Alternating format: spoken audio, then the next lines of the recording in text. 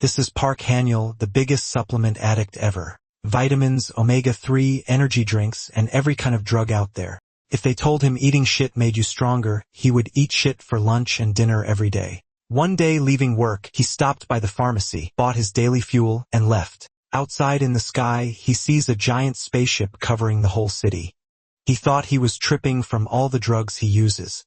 But when an earthquake hit and monsters started coming out of the ground, he froze. Out of nowhere, his heart started racing, and a system warned that his body nutrients were being activated. The demon strike that should have ripped his head off looked super slow in his vision. He was confused by his own reflexes until it finally clicked. The supplements he took his whole life awakened a power in him. And with this power active, he got way stronger and faster than a normal human. When he grabbed the demon's bat, the other monsters jumped on him. At that moment, he started playing baseball, beating them one by one, and putting them all to sleep. But then a giant demon showed up and things got ugly. He even tried to face this giant monster, but took such a heavy hit that he flew so far, he ended up inside the pharmacy. But unfortunately for the demon, he basically just threw a cannibal inside a morgue. Our protagonist was just sitting there taking a drag from his cigarette. When his power comes back, he rushes the monster and delivers a kick so hard that the demon crashes through the wall and lands across the street. Our white Snoop Dogg takes another drag, feels his body getting buffed, goes for round 2 landing. So many punches that the monster could barely breathe. The demon even tried to fight back, but our boy dodges, throwing a clean punch right back straight in its face. Not satisfied yet, he stomped so hard that he sinks the beast's face into the asphalt. Since devils don't die easily at all, it grabbed the MC by the face and tried to throw a punch, but the MC was smarter, blocked it, and returned a punch straight to the heart. Then the demon finally couldn't tank it anymore and falls down defeated. Thinking the beef was over, he bumps into a bunch of demons still alive and slaughtering the crowd. "Man, I'm dead." A chubby guy runs up to him begging for help, but since he's stuck from the last fight, he can't do anything. That's when a girl shows up flying and throws some cards that create a magic sphere so insane that it blows up all the demons, clearing the map in one hit. The girl walks up to him, scans his energy, and gets shocked to find out that he is an irregular. In this world, there are 3 classes: the celestial linked to the divine, the mundane linked to the ordinary, and the human linked to our own nature. These 3 are already basic knowledge, and the monks know how to counter each one. But there's a bizarre type off the radar. That's the irregular, the exact class of our MC. Scared of the kid's power level before leaving, she shoved a pill down his throat and warned him that stuff was made to nerf his energy center because sooner or later that power would end up obliterating everything around him. Park fell to the ground, pissed and confused. Later at home, he was taking his gasolines trying to process what happened. Out of nowhere, an alert pops up with the president announcing that the city was infested with monsters and telling everyone to lock their doors and stay home. Then the system panel blinks at him, and when he touches it, it opens an insane skill tree. One skill in particular caught his eye: meditation to level up the mana flow in his body. He liked the idea and decided to test it out. The boy spent a long time farming aura in his room. After focusing for a long time, he opened his eyes and sees his room infested with weeds and plants that sprouted from his own body. Groot. When he stands up and checks the current date, he almost passed out because the meditation lasted exactly 100 days. Curious to see how the city was doing, Park went to look out the window and came face to face with a building-sized monster that sent shivers down his spine. The whole city had already turned into an apocalypse, so he decides to camp in his room anyway to level up and understand his skills better. He finds out he has 3 more skills: soft steps, which buffed his speed, a passive that increased his inventory capacity, and light tornado that sends a flare up in the sky. The problem was the light could also attract monsters. He had copied the breathing technique before, so he checked closer. The system said trainees were ranked from 1 to 10 stars, and after 5 stars, they could use nature techniques. Park was shocked to learn ranks could be raised too. Then came the bad news. It took about 10 years to gain 1 star, so reaching nature techniques would take at least 70 years. Even so, he decided to check how many stars he had first. To do that, he had to pour energy into both hands and look at the rings on his left hand. So Park focused his energy there. The number of rings would show his star rank, but what he saw left him stunned. At that exact moment, a monster rushed him. He had to find something useful right away. Within seconds, a tiger-like beast was at his door, and it attacked. His claws ripped into his shoulder. Then Park remembered an old Chinese technique called the absorption method, a skill that steals a beast's life force. He picked an ability similar to that and somehow used a 6th level art. It worked. He brought the beast down, and a green aura wrapped around him. He realized he only lived because he had found such a useful skill. Then he dropped to the floor. The system reported that a muscle had formed, his blood had stabilized, and his red blood cell production had shot up. A green light then spread from his eye. Looking at his hand, Park had no clue what was happening. He could feel a huge amount of energy moving through his whole body. He guessed absorbing the monster had restored his nutrients. That was great news because now he might have enough energy to use the light tornado. Then he noticed plants sprouting from the monster's body. They definitely hadn't been there before, so he decided to collect them in case they were useful. As he moved, he realized he could only use one sprout at a time. If he had time to absorb monsters before killing them, he might do something even better. Still, he didn't want extra trouble. He just needed to survive until rescue came, though he knew he'd probably have to use the light tornado eventually. Then another monster showed up and charged him again. Park used the skill once more and slammed a punch into it. There was no time to rest. He had to get moving and send a rescue signal with the light tornado, but monsters kept finding him.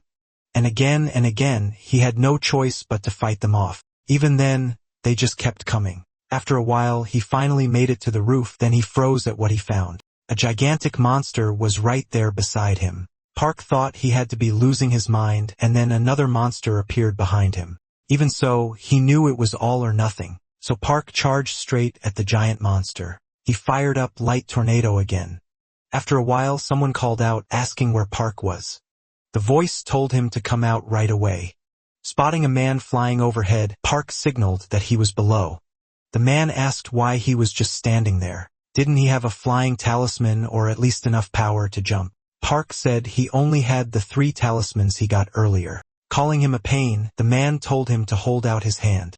Park started to answer, then warned him there was a monster behind him. In an instant, the man used a talisman and wiped the monster out with no effort. Then he told Park not to make him say it twice and to give him his hand. He demanded to know who Park was and why he was wandering through a restricted zone, and whether he had any wish to stay alive. When Park tried to explain, the man cut him off. He didn't care. Park still thanked him for saving his life. Once he got out of the barrier, Park was shaken by the huge pile of messages from his mother. It made sense. He'd been trapped there for 100 days. Still, he was just glad his mother and relatives were safe. So much had happened, and he couldn't stop wondering how much the world had changed. Later, in a building, Park told his mother he wanted to call again. He played it down, saying he'd only gotten lost and had made it back. He promised he'd see her in a few days. The other man asked if he was done with the call, and Park said yes. At least now he knew his family seemed safe. Not long after, another man burst into the room in a hurry, staring at Park and asking if he was really the person he thought he was. He introduced himself as a disciple serving under the regional unit. Park barely cared and told the other officer to leave. He made it clear, go now and don't make him repeat it. Soon after, the man asked if Park had learned his technique before his heavenly gate even opened. Park said no. Then he asked if Park had somehow awakened his sleeping master. Park only watched him with a cold look. A system window appeared in front of him, and the man asked if Park could see it too. He asked whether it said Ascendant and if there were 9 higher ranks above that. Most awakened people were disciples, often called saints, and mundane was the highest class. But this man had special talent, so under his master, he'd been given the rank of Ascendant. Age and background didn't matter here. Whoever had more disciple training was the senior, not the younger one. So Park was expected to respect his senior. That was the rule. Park asked if Ascendant was the lowest rank and what rank his master was. That annoyed the man who snapped at him for talking about things he didn't understand. He said Park was born with a spiritual physique, so if he wanted to live in this world, he needed protection from his superiors. There would be no second warning. Say something like that again and he'd die. But Park replied that he'd heard no one changed masters 3 times, so maybe the man followed that master just because he liked the way he talked. That pushed the man into a rage. Right then, a system screen popped up with all of Park's information. Park pointed out that the man had said this rank was the one right below Ascendant. Getting to his feet, Park said he'd try his best for his superior. Later, that man argued with his master, asking if he thought he had treated his senior the way he was told and whether he really expected him to hand over the technique he had used. Angry, the master called him a fool, saying he wanted to brag about inheriting a bandit's technique while bowing his head to that boy. The man answered that Park's range of performance was higher than his own, which was why he was considered a high saint.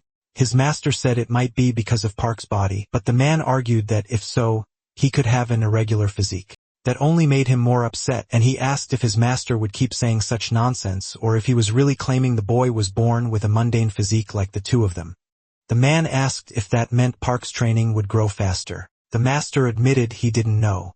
Seeing a human rise toward nature was rare to begin with. Humans once came from the water, then moved on to land. They learned fire to survive the cold and melted iron to shape it. Even though living things share many traits, their natures still clash. The master said the report was probably because this was an extremely rare case, and if he understood that, he should say nothing about the cultivation method. They'd send a drug, and Park needed to be watched once his breathing settled. To the master, the whole thing was fascinating. He thought Starwind belonged only to people close to nature, so how had he never heard of someone like this? Meanwhile, Park was back home at his computer thinking about the government's claim that not a single person had an irregular physique. Across the world, anyone who showed an irregular result in spiritual or physical testing was isolated. Somehow, Park had avoided that so far. Irregular physiques were spiritual and usually split into three kinds: celestial, mundane, and human. But there was also a fourth, an unpredictable spiritual physique. Even after the saints vanished in the last decade, monsters kept trying to break into the world, so the saints joined forces and drove them out. That was why most people treated them like myths, and there were only two known examples. Park thought that made no sense. Why should he be exiled? It wasn't like he was some famous serial killer. As he drank his coffee, the system announced that the drug had been consumed. It noted that even mixed into brown rice tea, it was shocking to see someone draw out its full effect.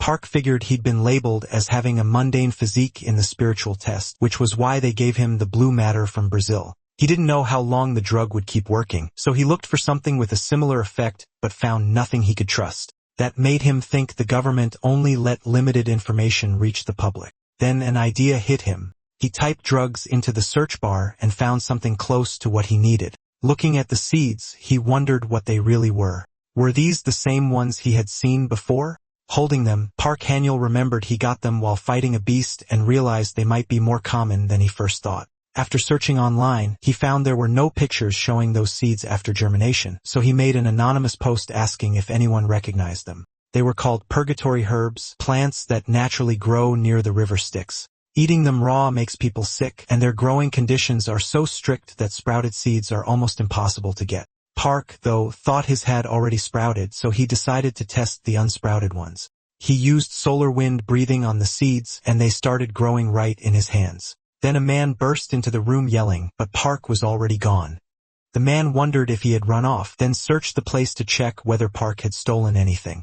When he opened the fridge, he found that the boy had taken one of his peaches. Elsewhere, Park kept testing the seeds. Before long, a small tree had grown. Park Han-yeol said he had only breathed on it for 2 hours, and it had already grown this much. He admired the result, thinking breathing let energy move between him and everything around him. Just as he guessed, the solar wind technique could make plants grow. If he kept raising herbs this way, living as an irregular might not be a problem. Then he ate a sprout from the purgatory herb. As he breathed, heat spread through him similar to the blue matter. But the red aura faded away, and Park wondered if he had messed up, so he tried again. The aura vanished that time too. Park Han-yeol muttered that he thought so, then got confused. Maybe the blue matter from the void was just a better drug. While chewing another sprout, he tried once more. The red aura came back, but now the heat felt different. That made him remember something he'd read online about yin energy. The purgatory herb carried yin energy, while the blue matter from the void was yang. So Park Han-yeol wondered if he needed a separate absorption method for yin energy too. If mixed energies clashed inside him again, his life could be in danger like before. Even so, he felt relieved. Despite the weak effect, it still meant his power could grow. Then he pulled up the small tree, but a sudden sound startled him. It was just a message on his phone. It said the Majesty's son had died, warned everyone about the rain, and ordered all residents to evacuate at once. People panicked, asking why no one had warned them sooner. Then the downpour started, and strange growths appeared in the streets. People said it would be safer not to touch them. Park noticed a protective barrier around the building and felt lucky he had followed those people inside. Then someone outside screamed for help. A giant monstrous bird had cornered a woman, and Park was stunned. The bird grabbed her with its claws and tossed her into a nest packed with worms. Then it turned its eyes toward the people inside the barrier. One terrified man said if he had been a little later, that would have been him. Park Han-yeol activated his abilities, thinking it made no sense to let someone healthy die like that. So he stepped out of the barrier and charged the creature. His fist slammed into the bird's head, dropping it to the ground with ease. Park was shocked. He didn't remember being this strong and wondered if the purgatory herbs he ate earlier were the reason. Then he realized the hard rain was actually the Dragon King's tears. After he ate them, the rainwater made the trees grow even bigger and tougher. It boosted his nature energy, and now his power jumped way up. So he uses artifact refinement on the tree, turning it into a demon-slaying weapon. The bird gets back up, furious, and rushes straight at him. Park Han-yeol blocks the charge, knowing one mistake would send him flying. He was almost at the barrier already, so he had to hold firm. A moment later, the creature leaves an opening, and he strikes back at once, but the hit doesn't even leave a mark. That makes him wonder if the demon-slaying blade is the problem. The bird rises again, staring hard at the weapon, then it suddenly goes after the woman instead. Park jumps in and saves her. She thanks him, but he warns her not to relax yet. Seeing them try to get away only makes the bird angrier. It slams into them, and the injured woman barely makes it back inside the barrier. Park Han-yeol isn't so lucky and gets thrown into a wall. He still gets back up. The layered protection kept his bones from breaking even if its effect was fading. Then the monster swoops at him again. He smirks, realizing its huge body makes its flying clumsy, but he also knows he can't make it back to shelter now. The drug is wearing off and he's getting weaker. He considers planting sprouts, but against this monster that would be a long shot. So he decides to use his trump card. The demon-slaying blade is both plant and sword, and it can root itself into the ground. It needs time to trade energy and grow stronger. But with the Dragon King's tears still falling, he can absorb the rain and store the energy of the demon he's fighting to power up the sword. Soon, the blade is filled with lightning. Park Han-yeol charges in and lands a heavy blow. The monster's head slams into a building, and he doesn't waste the chance. He cuts its head clean off. The people watching are stunned that he actually killed it. If the bird had only taken a victim, the authorities probably wouldn't have cared much. But this boy risked himself to save someone, so people start calling him a superhero. Soon, everyone is filming him, then he suddenly gets attacked. A man shows up and demands to know if Park Han-yeol understands what he's done. He had killed Miss Yura's beloved bird, and the man says even burning someone like him wouldn't be enough. A video of the attack quickly spreads online, and criticism starts piling up. One woman asks whether her child had died, and if that man burned the insolent fool who killed her messenger. Her assistant tells her Park Han-yeol has only been detained for now. Yoo-hoo grows annoyed, saying everyone must hate her if they're just keeping that rude boy locked up. In a rage, she orders humans to kill him themselves if they want to avoid her wrath. But her assistant reports that Park Han-yeol's actions are trending, so treating him kindly would be smarter, especially with people already unhappy about the new leadership. Yua complains that this world's rules are no fun and the government's laws are scary. She's sure Vermeer has some way to calm her down, and the maid says she already prepared a tribute to protect Miss Yua's name. Yua says she'll wait for it. Soon after, the rain starts to fade, and she says the Dragon King has eased his grief, so much for transcendent beings being free of desire. Grabbing the package, Yua thinks the only thing that matters is that she got it. Inside was a piece of trunk. That fruit is called the treasure of fantasy even among gods. Its flowers bloom only once every 3,000 years, and the tree grows only in the orchard of the Queen Mother of the West. These were peaches from the tree of immortality. Yu explains that when the Queen Mother gave up her life to close the gates of heaven, the orchard vanished. If she could grow a sprout from that bark, her name could replace the Queen Mother of the West. Later, Park Han-yeol walks down the street remembering a man's warning that he had made all the deities look bad and shouldn't do anything flashy again. He looks at his hand and thinks that even though his sword was confiscated, he still gained something from it. That night, he had found a block of wood inside the bird's body. He couldn't understand why that piece had been attached to the monster's ankle, but then he realized the trunk was alive. Right after that, the man showed up and before getting attacked, Park Han-il managed to take a sprout. Now he's wondering if he should try to grow it. A year later, a news report says the government has taken steps to clean the water, but one man still complains about the smell. He says the real problem is the monster and the government should deal with that first. A month earlier, when celestial energy fell into chaos, a monster hid in the Han River, a 1,000-year-old snakehead fish. After crossing over from the monster world, it grew strong enough to call itself the sovereign of the Han River. Then it declared that no one could use the river water until it received a human sacrifice. Watching the report, a boy jokes that fish must have worm brains. That boy is Yang Ji-ju, a disciple from one of the 8 sacred mountains of the Korean peninsula. Someone immediately tells him to stop making pointless comments in the meeting and sit properly. That was Shinzomin, the youngest disciple from another of the 8 sacred mountains. Yang doesn't care much about the meeting because this isn't something they can solve on their own. And in the end, everything depends on the elders' will anyway. Bawona gets irritated and asks if that's really what his master taught him. 10,000 people have already gotten sick from the water, so she says they need an answer fast. Then she demands to know how he dared insult her master. Yang Giju fires back, asking if she can kill the sovereign of the Han River. For top immortal mystics already failed, so does she want everyone to die to that fish? The real problem is that the sovereign can use both earth and water techniques. Very few people can control 2 techniques like that, so the only real options are an immortal who can force it out with earth power or someone high-ranked in both earth and water. Yang Ji-ju says he won't stop her from trying, but he won't join in. That only makes her mad, and she snaps the presentation remote. After that, the boy leaves to train. He says if anyone can beat that fish, they'll have the answer.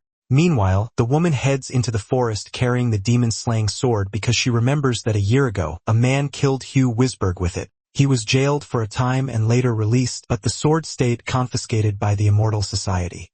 It was a rare wooden artifact, and because it looked like a sword, it caused a lot of confusion in heaven. But as the power inside it slowly faded, that attention died down. For the past year, Park Han-il hadn't left Gwanek. Now and then, he only went out with his mother or friends to eat or watch movies. The girl remembers him saying he didn't use phone apps, and after everything he went through, that made sense. Then Park Han-il shows up, and the moment he sees her, he turns the corner. Yang Ji-ju thinks she can't let him get away and chases after him, but she still can't catch him, not even at full speed with a talisman. In the end, she loses him. Then Park Han-il appears again and asks if she's with the Immortal Society. He says he wasn't trying to run. He was just startled that she was following him. Yang Ji-ju notices he's sweating and wonders why he used only his body instead of a talisman to shake her off. Then she tosses him a phone. The device changes ownership and Park Han-il pulls up his profile. Yang Ji-ju sees that he's still a high immortal, though ranked below her. Park asks if she wants to use his wood element against the sovereign of the Han River, and whether the immortals really want that monster dead. That's how it looks to him. Yang says no. The older members stayed out of it because they want the juniors to solve this without help. Park points out that thousands of people are suffering because of it. Still, he agrees to help and asks what compensation he'd get and whether his sword could be returned. Yang asks how he even knows about that. He explains that through breathing, he can connect with the trees around him. That's what his technique does. She realizes that's also why he could move so fast through the forest. Park says the first thing he wants to know is whether his curfew can be lifted. Yang tells him rewards are possible, but drawing attention is still a big issue, and no one can promise him anything just for helping. She explains that the curfew was first meant to punish him for killing Miss Yua's bird, but that problem might be fixed if she can persuade the right man after Park helps defeat the sovereign of the Han River. Sometime later, Park is already at the riverbank, and the other man asks why they even came here. He isn't sure what Park plans to try, but after all the trouble this place caused, he wanted to see the creature for himself. Yang tells him to calm down since all of this is because of the sovereign of the Han River. He wonders what Park Han-il can possibly do here. Pulling an album from his backpack, he thinks it's disgusting. He prepared it for this moment. He just didn't expect to use it so soon. The woman warns him not to go any closer. It's too dangerous. But then she realizes what he's actually doing. Park asks if she never did this in elementary school. He says he used to sprout plants in class. This kind of plant was great at cleaning dirty water. Most of the work was already done.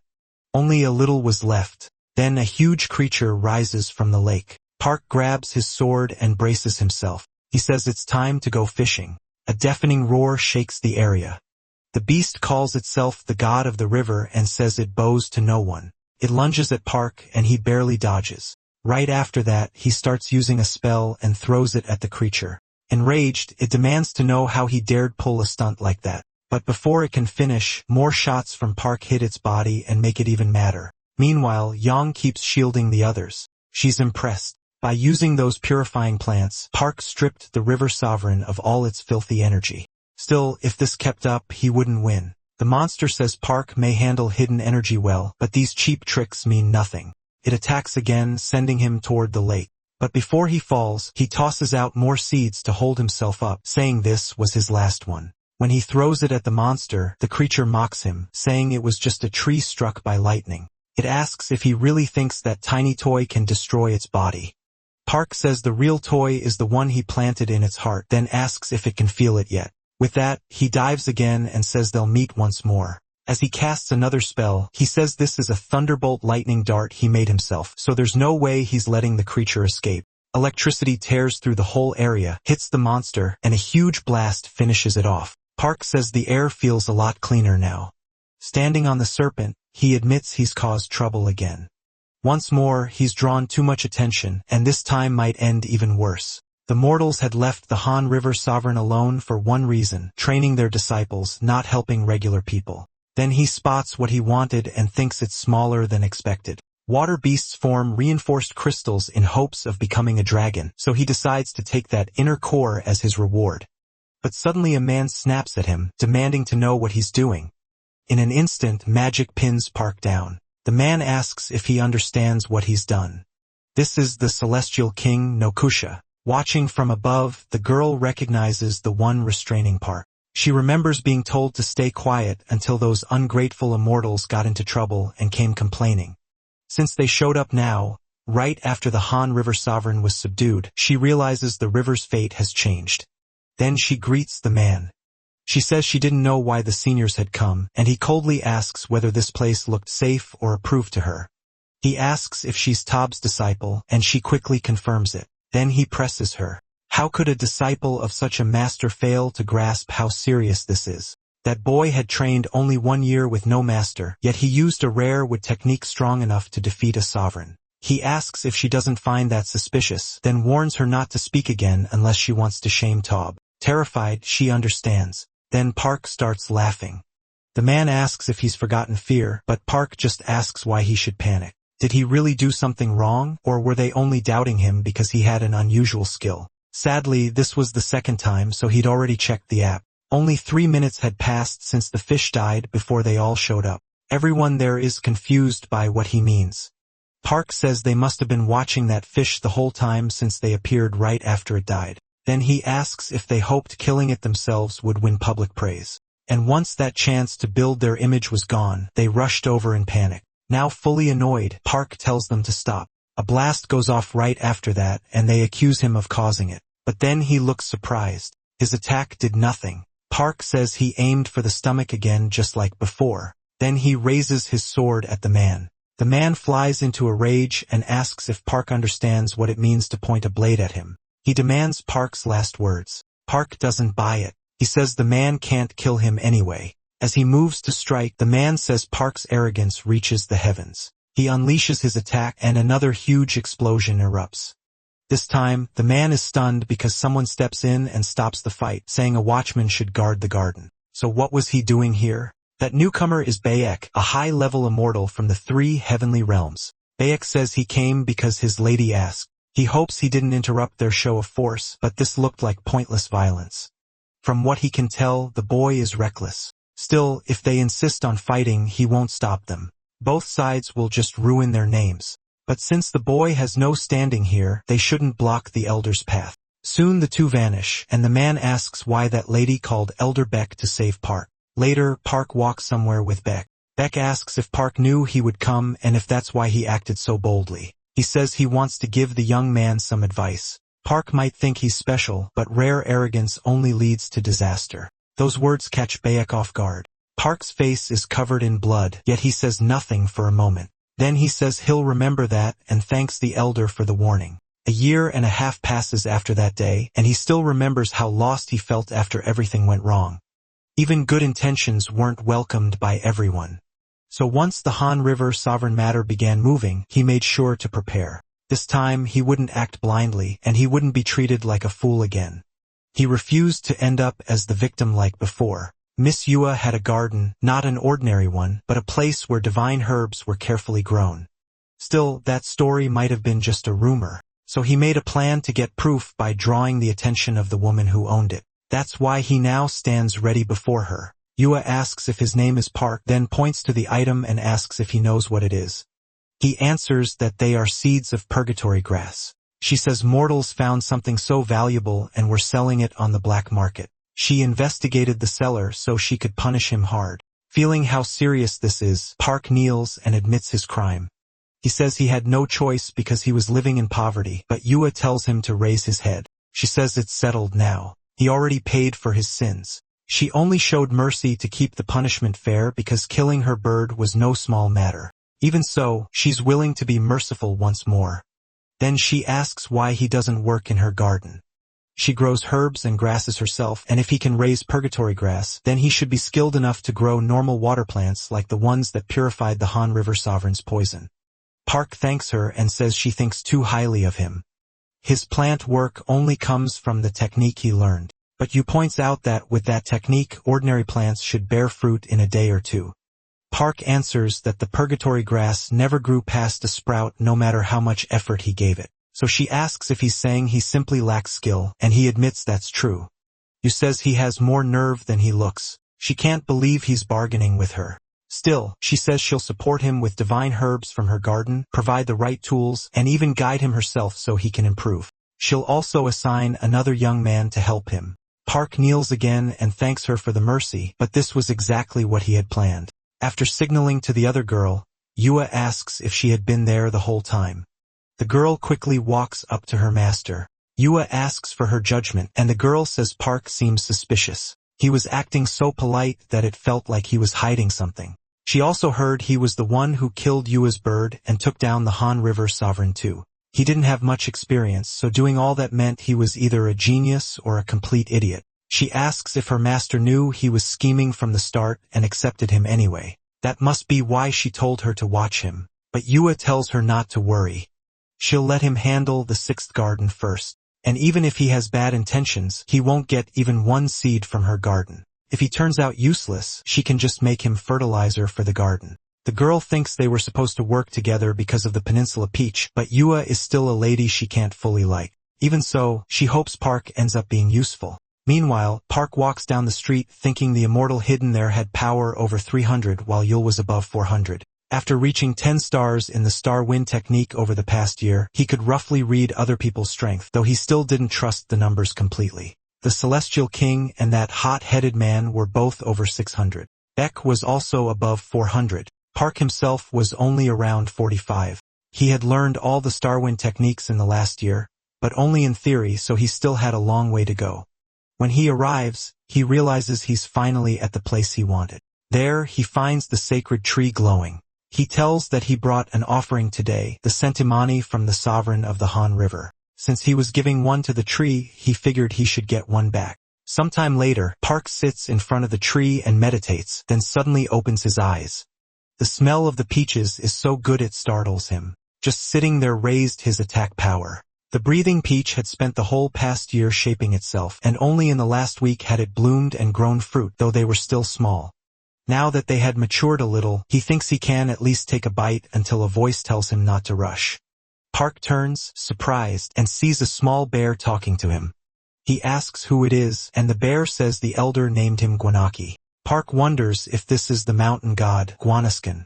Ever since the gates of heaven opened, the gods had started showing themselves again, and this one had it especially rough. Long ago, when the capital moved to Hangwang, the land officials believed Mount Guani's Khan's fire energy affected Hainawan, so they added water energy with the unicorn lion statue and dug the blue lagoon and did other work that kept stirring up the mountain's energy.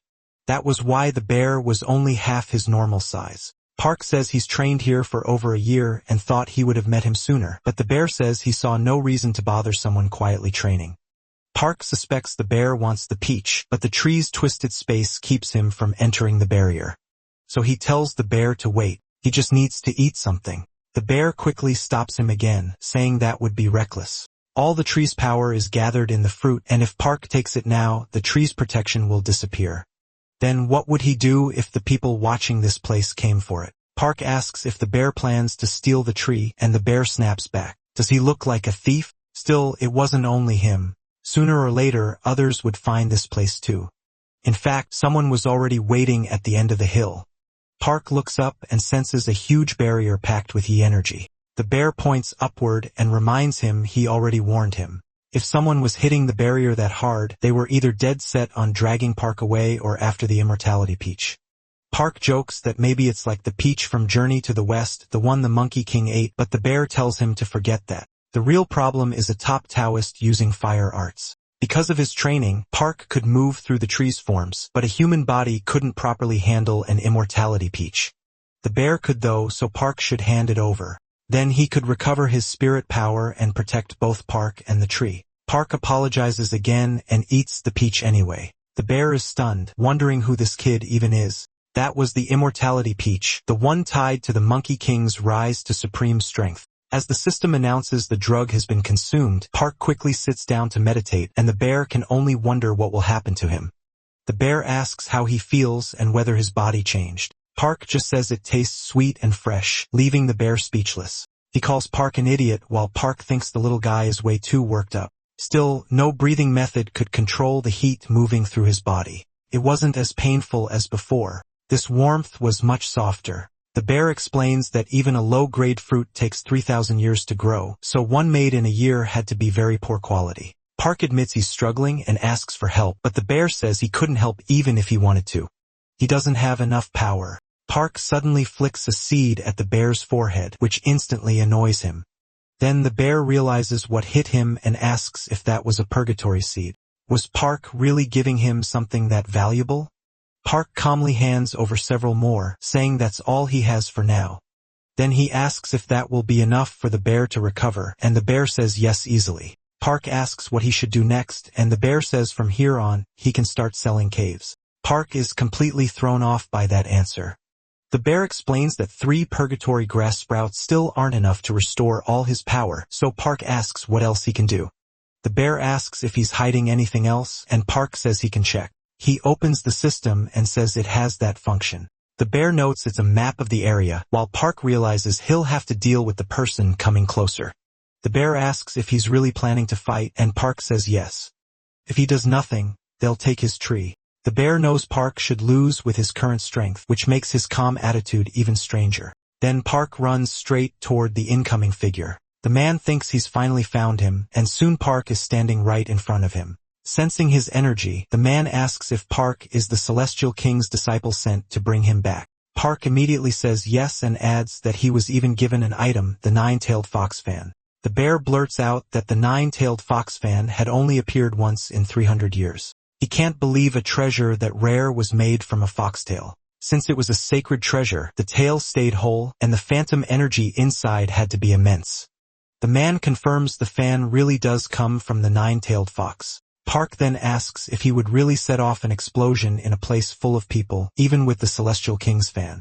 The man asks if Park can't feel the energy around them. No matter what skill he used or how loud he screamed, no one would get out. The bear cuts in, explaining that the strange power around the man came from the treasure, which held the strength of 4 celestial beasts. The man gets annoyed and asks why the bear keeps interrupting.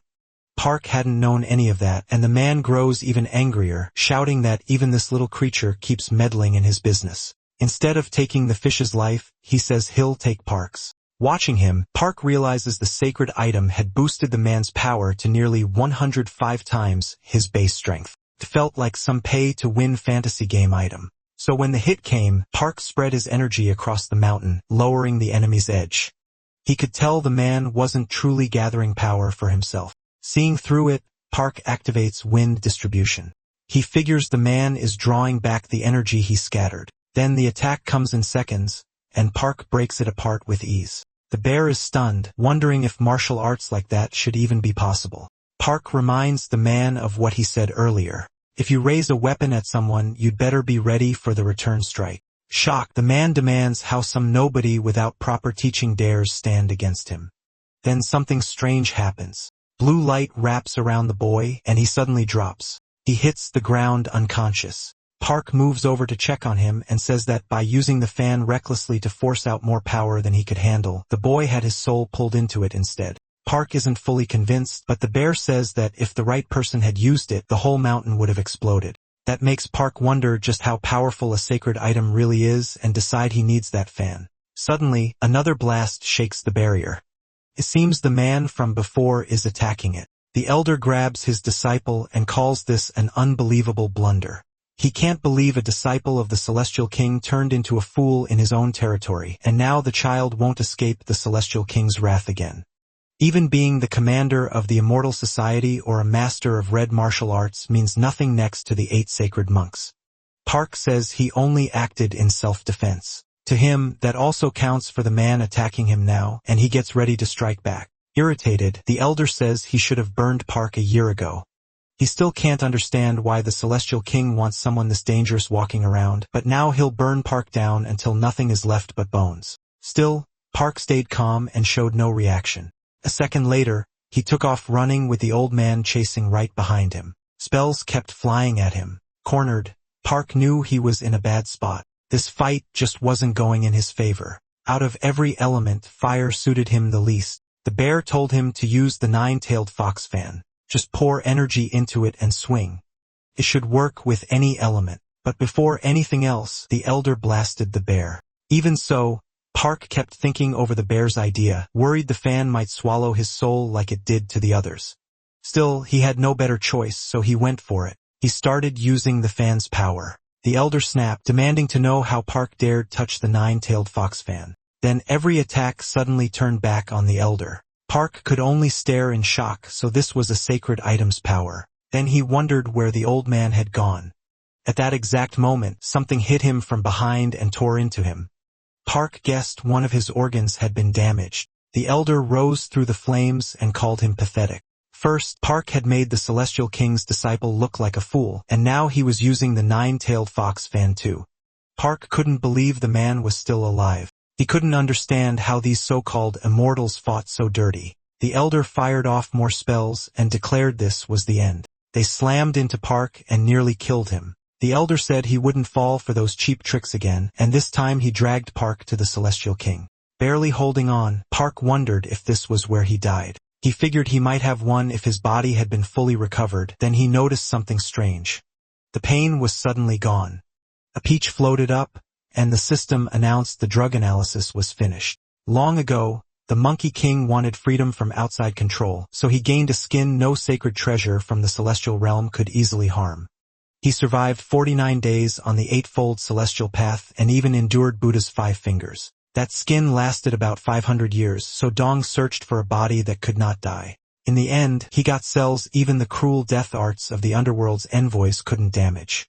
Even the king of the underworld eventually gave up trying to kill him. The system then said the drug had been consumed. Its source was the peach, and its role was to create custom tools matched to an element. That was how Park got the power he wanted. The new organ handled many body functions, including clearing out poison. His new liver sent cold water like energy through his whole body. When Park opened his eyes, he was completely different. The elder noticed the change and wondered how Park had gained water energy. Then he realized his mistake. Park was an irregular. Park didn't know how any of this happened. For now, he was just happy the heat was gone. He grabbed the 9-tailed fox fan again and attacked the elder once more. The man, still in total disbelief, got hit head-on. That ended the fight. Right after winning, Park collapsed, and the bear desperately yelled for him to wake up.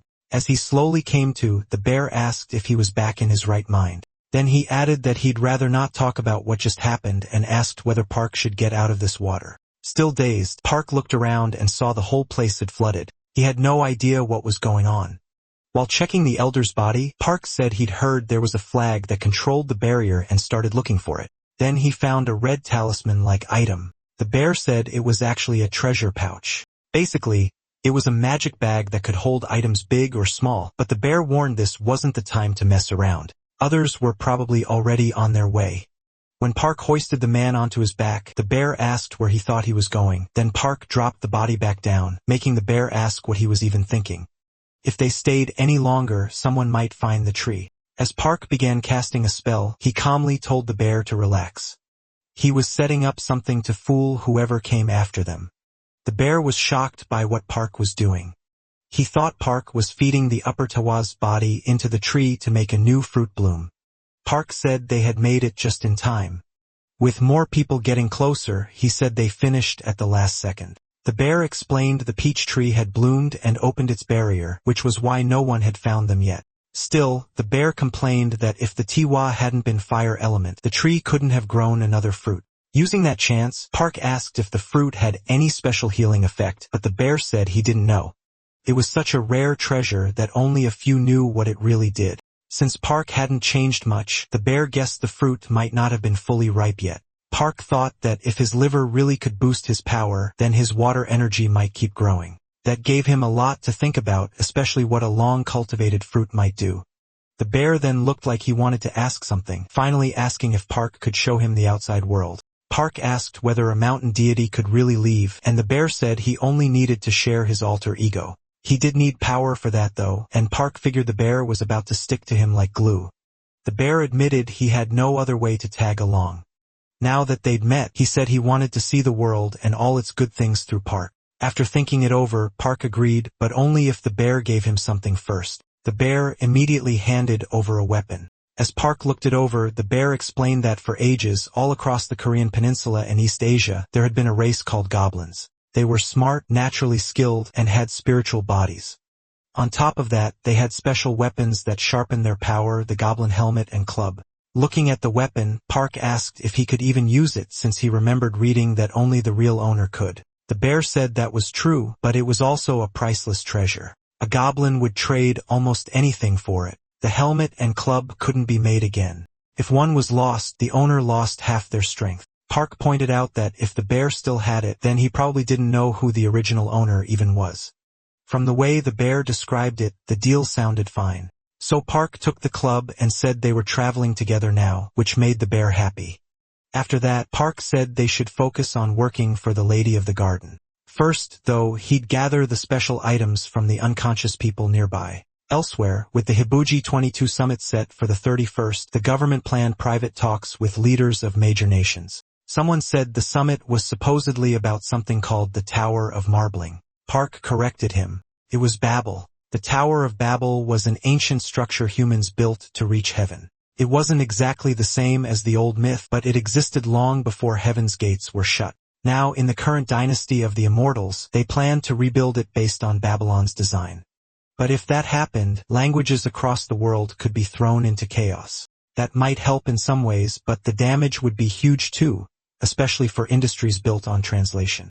Park brushed it off as another world-scale issue that had nothing to do with him. Then suddenly an accident happened. Park jumped up at once and asked what just happened, but what he saw caught him off guard. The girl from earlier was standing by the car, telling him to get out. She introduced herself as Jack Xiang and said she'd been told to help him for now. But if he dragged her into anything stupid, he'd regret it. Park quickly promised not to. A little later, the bear, now stuck to his phone case, muttered the girl's name again and whispered that Park was in for trouble. Park asked if he knew her. The bear said only a little, then asked if he wanted to hear her weakness. According to him, she had a huge soft spot for handsome men, which left Park totally lost. Long ago on Jeju Island, the deity's sun moon was famous for being unbelievably handsome. Jack Shangbai, though, had just been an ordinary girl. She happened to see him while he was bathing, and that shock awakened her spiritual body even though heaven's gates were closed. Back in the present, Park found that story impossible to believe. The bear said huge shocks to the mind and body can trigger awakenings. People like that are chosen and raised by deities living in the human world. Since Jack Xiangbei had the same celestial body type as the Mun family, the other man accepted her offer. And from then on, she chased after that young man. But Mun clearly didn't recognize her since she was an immortal with no patron. Furious, she demanded to know why she didn't deserve to be acknowledged and swore she'd give Moon no choice but to notice her. In less than 100 years, Jack Xiang conquered Jeju Island. People started calling her the chosen flower, the one who would reach heaven and sweep across the world. After founding her own dynasty, she formally asked Moon to marry her, but his father feared her power and came up with a plan to exile her. While she was getting ready for the wedding and dreaming of a happy future, she was betrayed. On her wedding day, a trap was set for her. The people who came weren't there to celebrate. They were assassins sent to kill her. Furious, she slaughtered everyone involved. They even used the deadly Asura flower of extinction, but still couldn't get away. That clash was later called the Great Battle that nearly sank the island, but in the end, she was the one who truly lost. The deepest wound came from her own lover's betrayal. Later, some regents tried to use her power for themselves. They kept sending handsome young men because of the rumor she liked them, but every one of them ended up dead. The bear asked Park if that didn't make him feel safer since she had no reason to hate him. He wasn't exactly handsome. That set Park off and he threatened to throw the bear back on the mountain. A little later, the girl asked what he was doing. They had reached their destination, and as they went up the stairs, Park apologized for what happened earlier. The warden told him the castle had 6 gardens, numbered 1 through 6. Out of all of them, the only one Park could use was the 6th garden. He figured that meant he got the worst place, so he never expected to be handed valuable medicinal herbs right away. Even so, what he found still shocked him. There were only 2 sons there, and the whole place looked miserable. The warden explained that every gate led to a different realm with its own space and time. From now on, Park was the lord of this place and in charge of raising crops. When Park asked who ruled it before, she shot back that there hadn't been anyone. The garden had stayed shut since the last lord died 100 years ago. Park figured that as the world changed and more mortals appeared, herbs had become more valuable because demand kept rising. She added that living here didn't mean he'd be poor. Once harvest season came, he could make a lot, especially since there were no other gardeners. Soon after, she said goodbye and left. Right then, Park's phone started ringing, and he dropped it. The fall flipped the screen and exposed his wallpaper. At once, the bear's earlier words came rushing back to him. Park quickly blurted out that he respected the girl. Sometime later, he woke up and found the bear chewing on something, saying he was finally up. According to the bear, he'd been knocked out for almost 2 hours. Park asked what happened, and the bear said it was one clean hit. He'd never seen someone pull that off without even using a technique. The bear explained that even if the 6th garden ranked last, it still grew carefully chosen seeds, so Park should make the most of it. Park remembered the girl saying she'd keep watching until the next harvest. If he showed real skill, maybe he could ask to grow rarer plants later, maybe the peaches he'd eaten before or something even better. He decided to use the 6th garden to grow stronger. That meant he wouldn't let anyone take it from him or hurt his family in this wild world of mortals. But first, he had to deal with the wasteland in front of him. After checking the area, he saw the whole place was wrecked. Then he reached into his backpack and found all his things burned up. Still, he already knew why. He'd pushed them too hard in the last fight. He thanked his sword for saving his life so many times. The bear stared at him, shocked by how honestly he was praying. It had only been a plant, yet it had burned bright without regret. Then the sword changed into a huge tree. Its roots spread out and covered the whole area. The bear was stunned and couldn't understand how it was happening. He thought the burned spirit would need at least a month to recover, but it came back almost at once. At the same time, Park ordered the other trees to rise, and with his power, he called out wooden monsters. He told them to take care of the farming work. Then they began studying the trees. The bear couldn't believe it. Park had summoned the trees' living spirits, something even top ranks struggled to do, but Park said he needed a break because he'd used too much energy. After going inside, he was surprised by how big the house was. He sat down to meditate and recover with his breathing method. Soon, he was fully focused, then suddenly stood up. He was sure a plant had reacted to his breathing. Guessing it was under the floor, he decided to use his remaining seeds to dig it out. He started tearing into the ground, leaving the bear staring and asking what he was doing. Then something showed up in the rubble. An explosion went off and Park, startled, looked closely at what had been buried there. He asked about the red circle. The bear said it was a blood barrier, and whoever made it must have carried a huge twisted grudge. Park realized the pulse he'd felt was coming from underneath it. He decided to break the circle. So he started striking the barrier, and to his surprise, he opened a hidden chamber underground. It belonged to Park, the former lord of the 6th garden, known by a different name. His record was left for the next lord to read. In it, he planned to reveal the castle's crimes. One day, after drinking with a friend, he wandered into a shrine and got possessed because the guardian deity there had been taken over by a ghost. He couldn't do anything then, but a kind scholar passing by helped him. The scholar drove the ghost out and said Park would recover soon. But if a ghost had attached itself to him, that meant his spiritual physique was awakening. In that state, staying in the human world meant immortals would hunt him or wandering spirits would torment him. Still, the scholar said there was no need to fear because he knew an immortal who could guide him. Following that advice, Park entered the lady of the castle's pavilion. She told him that if he trained his mortal sense and kept practicing, he might transcend. But since he had been born an immortal, doing that would be like trying to grab a star from the night sky. He made no progress and took whatever work he could while his debt kept piling up. Eventually, he thought he had no way out. But later, when he was almost 30, he met a child from the human world whose spiritual physique had also awakened. What brought that child there shocked him because it was the same thing that had happened to him. He learned he really had been possessed by a ghost, not because he entered a guardian shrine, but because that scholar had put ghosts on him on purpose to awaken his spiritual physique. He had only been a pawn in the scholar's game.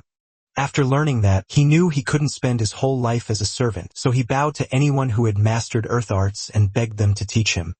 But even after collecting all that knowledge, his powerless mortal body kept weakening with age. In time, people gave him a nickname, Foxtail Grass. Because he was always bowing from hard work, they said he looked like the grass growing everywhere, and the name stuck. At that point, he truly started thinking about the end of his life because he felt completely helpless. Then a miracle came.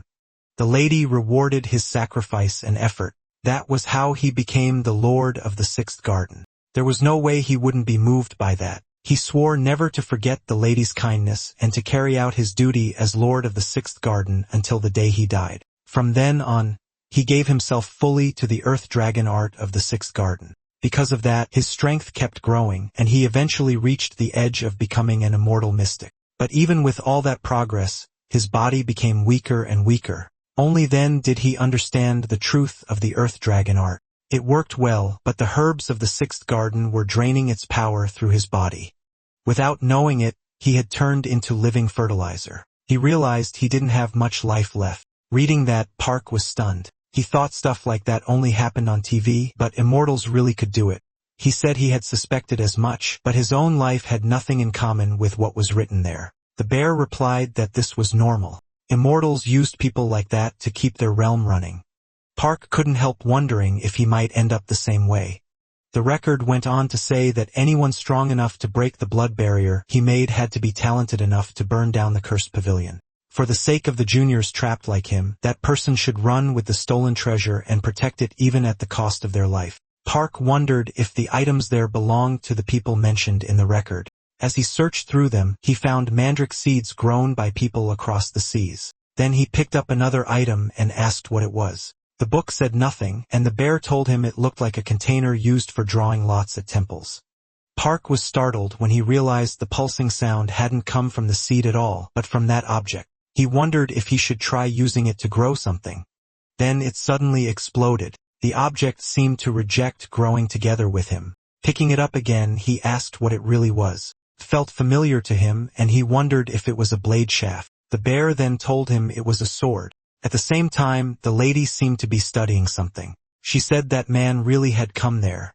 Then another girl appeared. She admitted this was rude, but said they needed to move first because it was urgent. She'd heard Manhwa kept a treasure in the main palace and wanted it returned. The seven-branched sword was a very strange treasure, and it was precious even in the land where it was forged. That place had once been a nation that couldn't fully stand on its own because among the three kingdoms, only Box lacked the power needed to found a proper state. Silla was founded first by a man with an unusual body, while Goguryeo was built by a saint who called back the former lady with the blessings of the peninsula's ancestral spirits.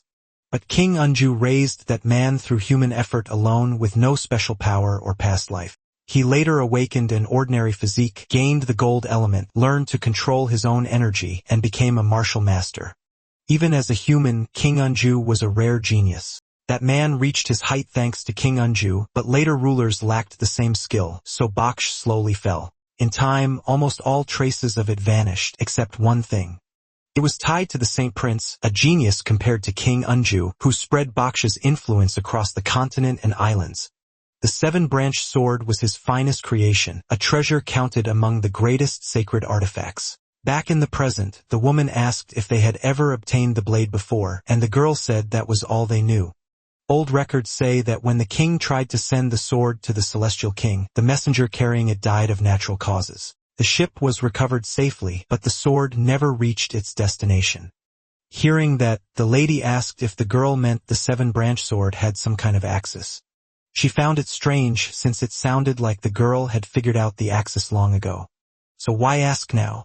The girl answered that she hadn't come for pointless questions. Speaking for the sanctuary, she came to offer a 6-month celestial lease. The lady of the garden understood and asked for the terms. The other woman said they would use the blade of the seven-branch sword in the middle of that battle. If they lost, they wanted the right to take one item from the lady's estate. And if the sword's axis was there, they would take only that and nothing more. Not long after, the lady of the garden agreed, but she wanted to add one more condition. 6 months passed. By then, a group was talking about broadcasting the next celestial fight live. The lady herself had said she would reveal it, and one man questioned why they needed to air it. Sure, it would be fun to watch, but they were almost at the 6th garden. He warned them not to stir trouble with its lord while they were getting close. A little later, the group reached the place. What they found there stunned them because the area had once been barren. At the same time, Park was eating and reading when he noticed the guests arrive. The young man looked shocked by Park's casual behavior. He told Park to at least show some respect. Park quickly got up, greeted them, and introduced himself as Park, the lord of the 6th garden. The other boy gave his name as Lee and said he had come to report on the garden's progress. Checking a system window on his phone, Park asked why his juniors kept calling him senior. When everyone realized the boy was a celestial immortal, they were stunned. Park then asked if a celestial fight was about to happen. They said yes. Even the Supreme Immortal would join along with 2 ranked players from the Japanese side. Park said he hadn't heard about it since he rarely went outside, then asked if Lee was taking part. Lee said that was how things had turned out. Lee had awakened his spiritual physique during the Korean War after losing his family in a bombing. Later, he joined the ladies' pavilion. Even if his rank could drop, he still had talent and only grew brighter after meeting a true master. Park thought most mortals weren't trustworthy, but this boy felt different. He had already apologized for his servant's behavior. Park said he couldn't believe Lee would be in the celestial fight and guessed he must be the strongest immortal there. Lee answered that he was still lacking, but the lady had given him a chance to join that great event. He added that some contestants were far stronger, like Go, who was nearly a pure immortal and said to be tied to the bloodline of the lady's son. Even so, Lee felt lucky to face someone like that in a celestial fight. Meanwhile, Park kept studying the boy from before. Elsewhere, the ladies' group talked among themselves, saying the sanctuary had accepted their proposal.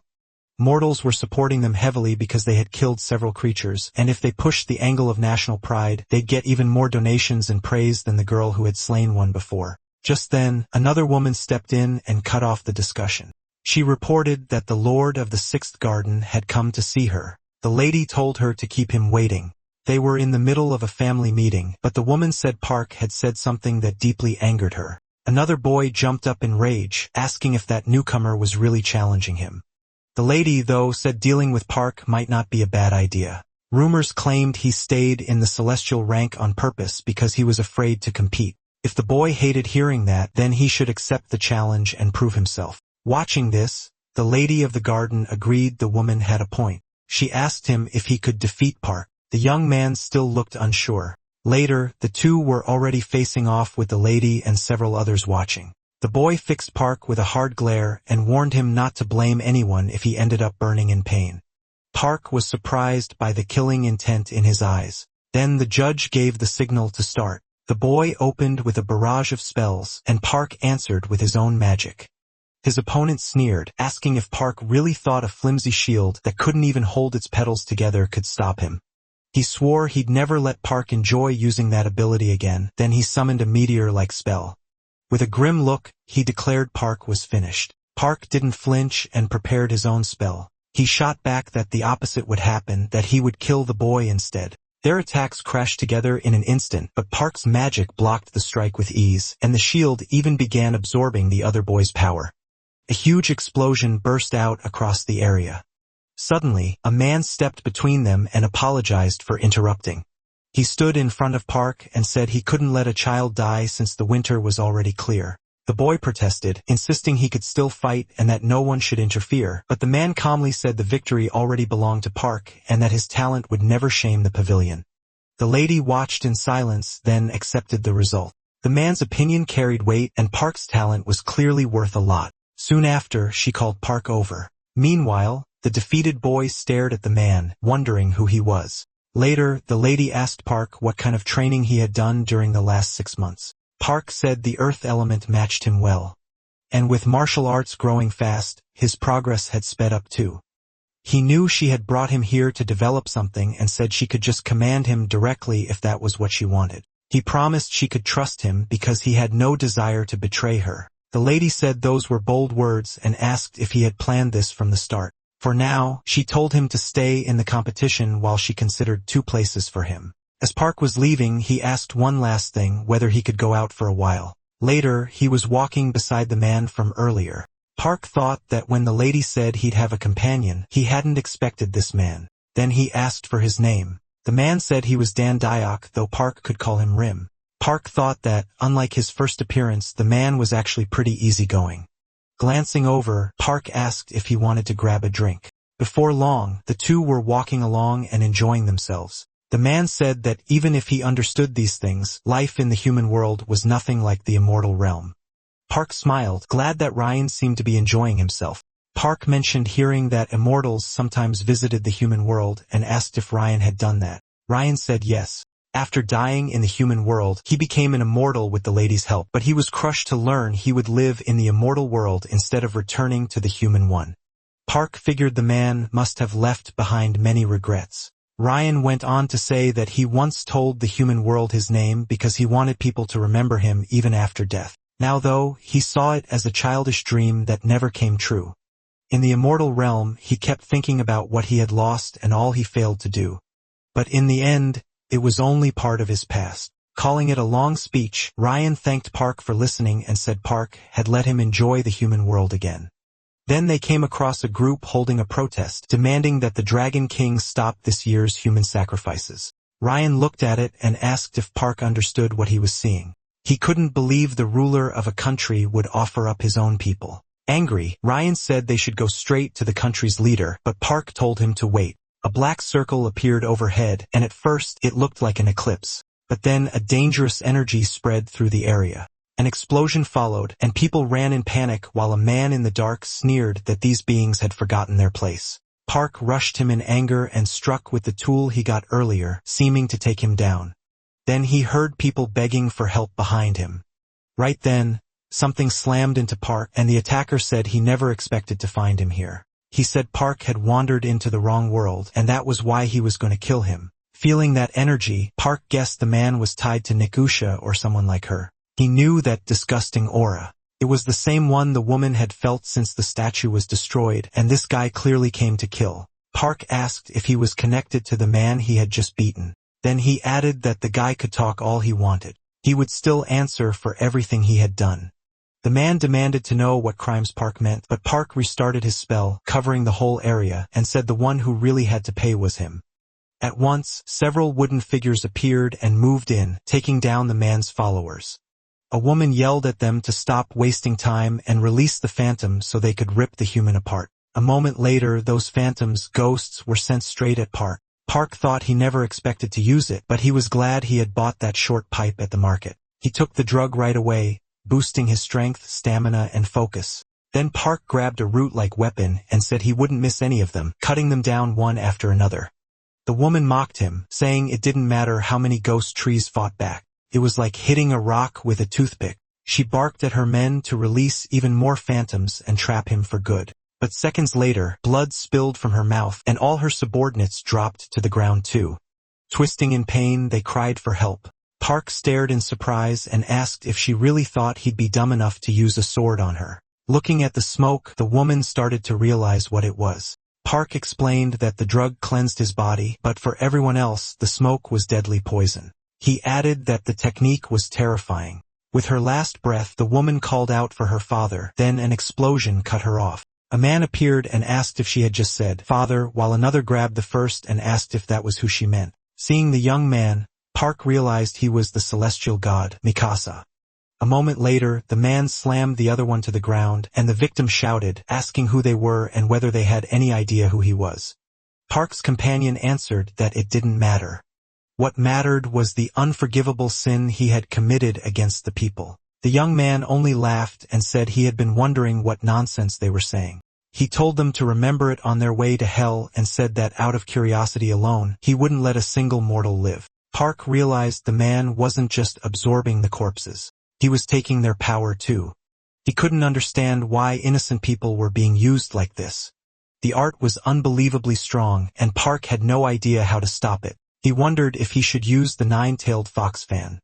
He wasn't sure it would work, but he had no better option. The other man said this was an ancient art, and he couldn't believe blood reincarnation had appeared in the human world. Then he asked if Park could lend him his sword. Even in the middle of all that, the man stayed completely focused. Park handed over the blade, and with one slash, he split the sphere in two.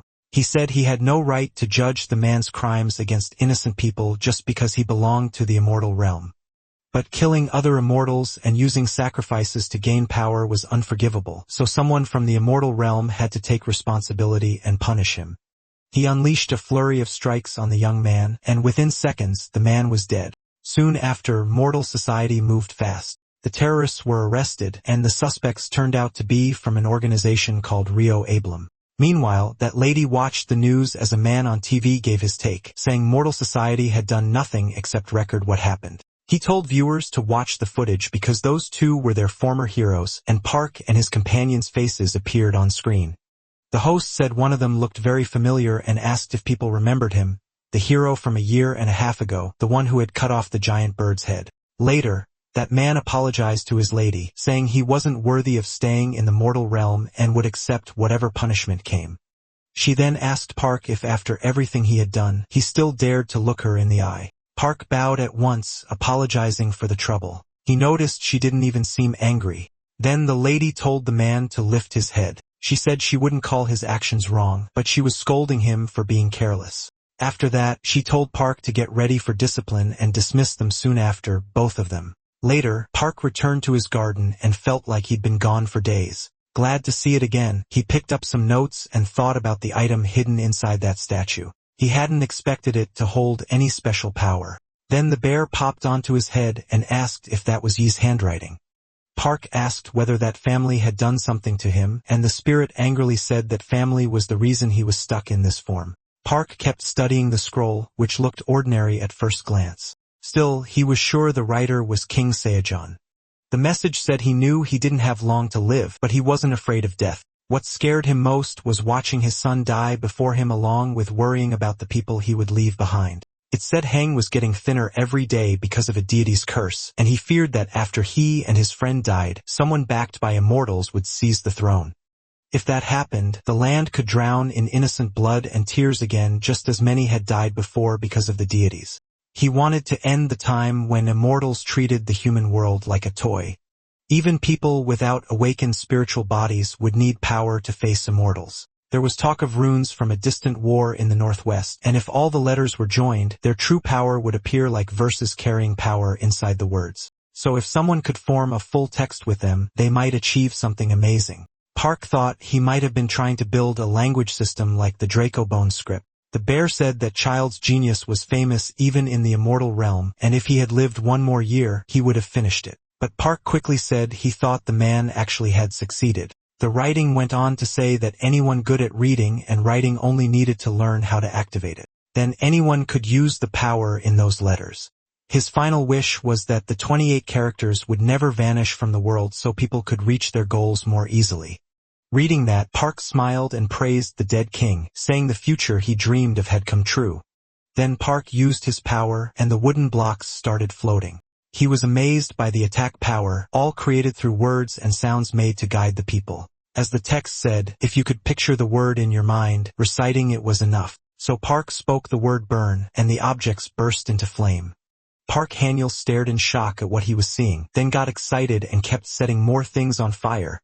The little bear showed up again and asked who was making all that noise. Then he jumped, shocked, and asked why Park was playing with fire in broad daylight. Landing on his head, he asked how someone who couldn't even make fire without him had suddenly learned to do it and warned him to be careful before the flames spread. Park Han-yeol started thinking that when he said the word louder, the fire seemed to grow stronger, or maybe speaking too forcefully made it consume more. He went quiet to think it through and decided that if he made a longer, more meaningful phrase, he could create something stronger and more useful. Park Han-yeol took a deep breath and shouted, calling on the sky to weep and cry, repeating the word sky over and over, but nothing happened. He admitted saying that out loud was pretty embarrassing, then realized he wasn't alone. Sun Bainum was smiling after seeing the whole thing. Red-faced, Park asked how long she had been standing there watching, and she started teasing him about his training. Then she said it was fine and that she respected the effort, smiling at him again, which only made him more embarrassed. After that, Park Han-yeol asked why she came, and she said she heard he was entering the celestial battle. She also asked if he had beaten Chal and said he was getting stronger fast. Then she explained that she'd gone out to prepare for the battle and had found something for him.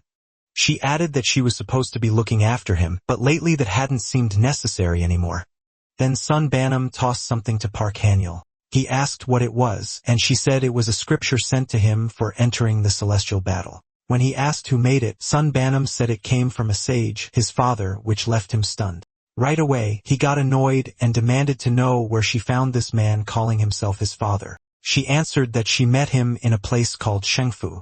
Long ago, Huaneng came down from heaven and gave a special root to a bear and a tiger who wanted to become human. The tiger ran away, but the bear endured it, became the human Un Myo, and later had Dangon Wang Yun with Huang Nong.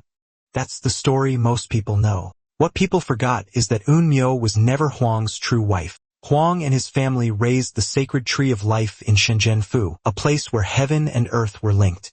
Sun Bainum explains that Park Han-yeol's father married Weining's youngest princess and lived there. She says that after finishing her business in Shengfu and getting ready to leave, a man came to her, warning that his son owed a debt to the palace and would soon be in danger, so he wrote down something important and left it at that. Park Han-yeol had always believed his father abandoned the family and ran off. He wasted their money on himself, and the debt fell on Han-yeol's mother and grandmother. His father took none of the blame, and in the end, his grandmother died for nothing. Now Han-yeol grimly thinks his father built a new family and threw the old one away. Sun Bainum tells him to open the box, saying it's truly valuable. When he does, he finds a sealed bamboo fan scripture. It was made to seal and control demonic beasts and evil spirits. A 24-blade fan is high grade, and anything over 48 is top class. But the one he got has 72 blades, leaving him confused about why his father would give him something this rare. Sun Bainum adds that it's especially useful for absorbing evil spirits if he wants to use it. Park Han-yeol says he'll treasure it, since he'd never get another item this precious. Sun Bainum smiles, knowing his road ahead won't be easy.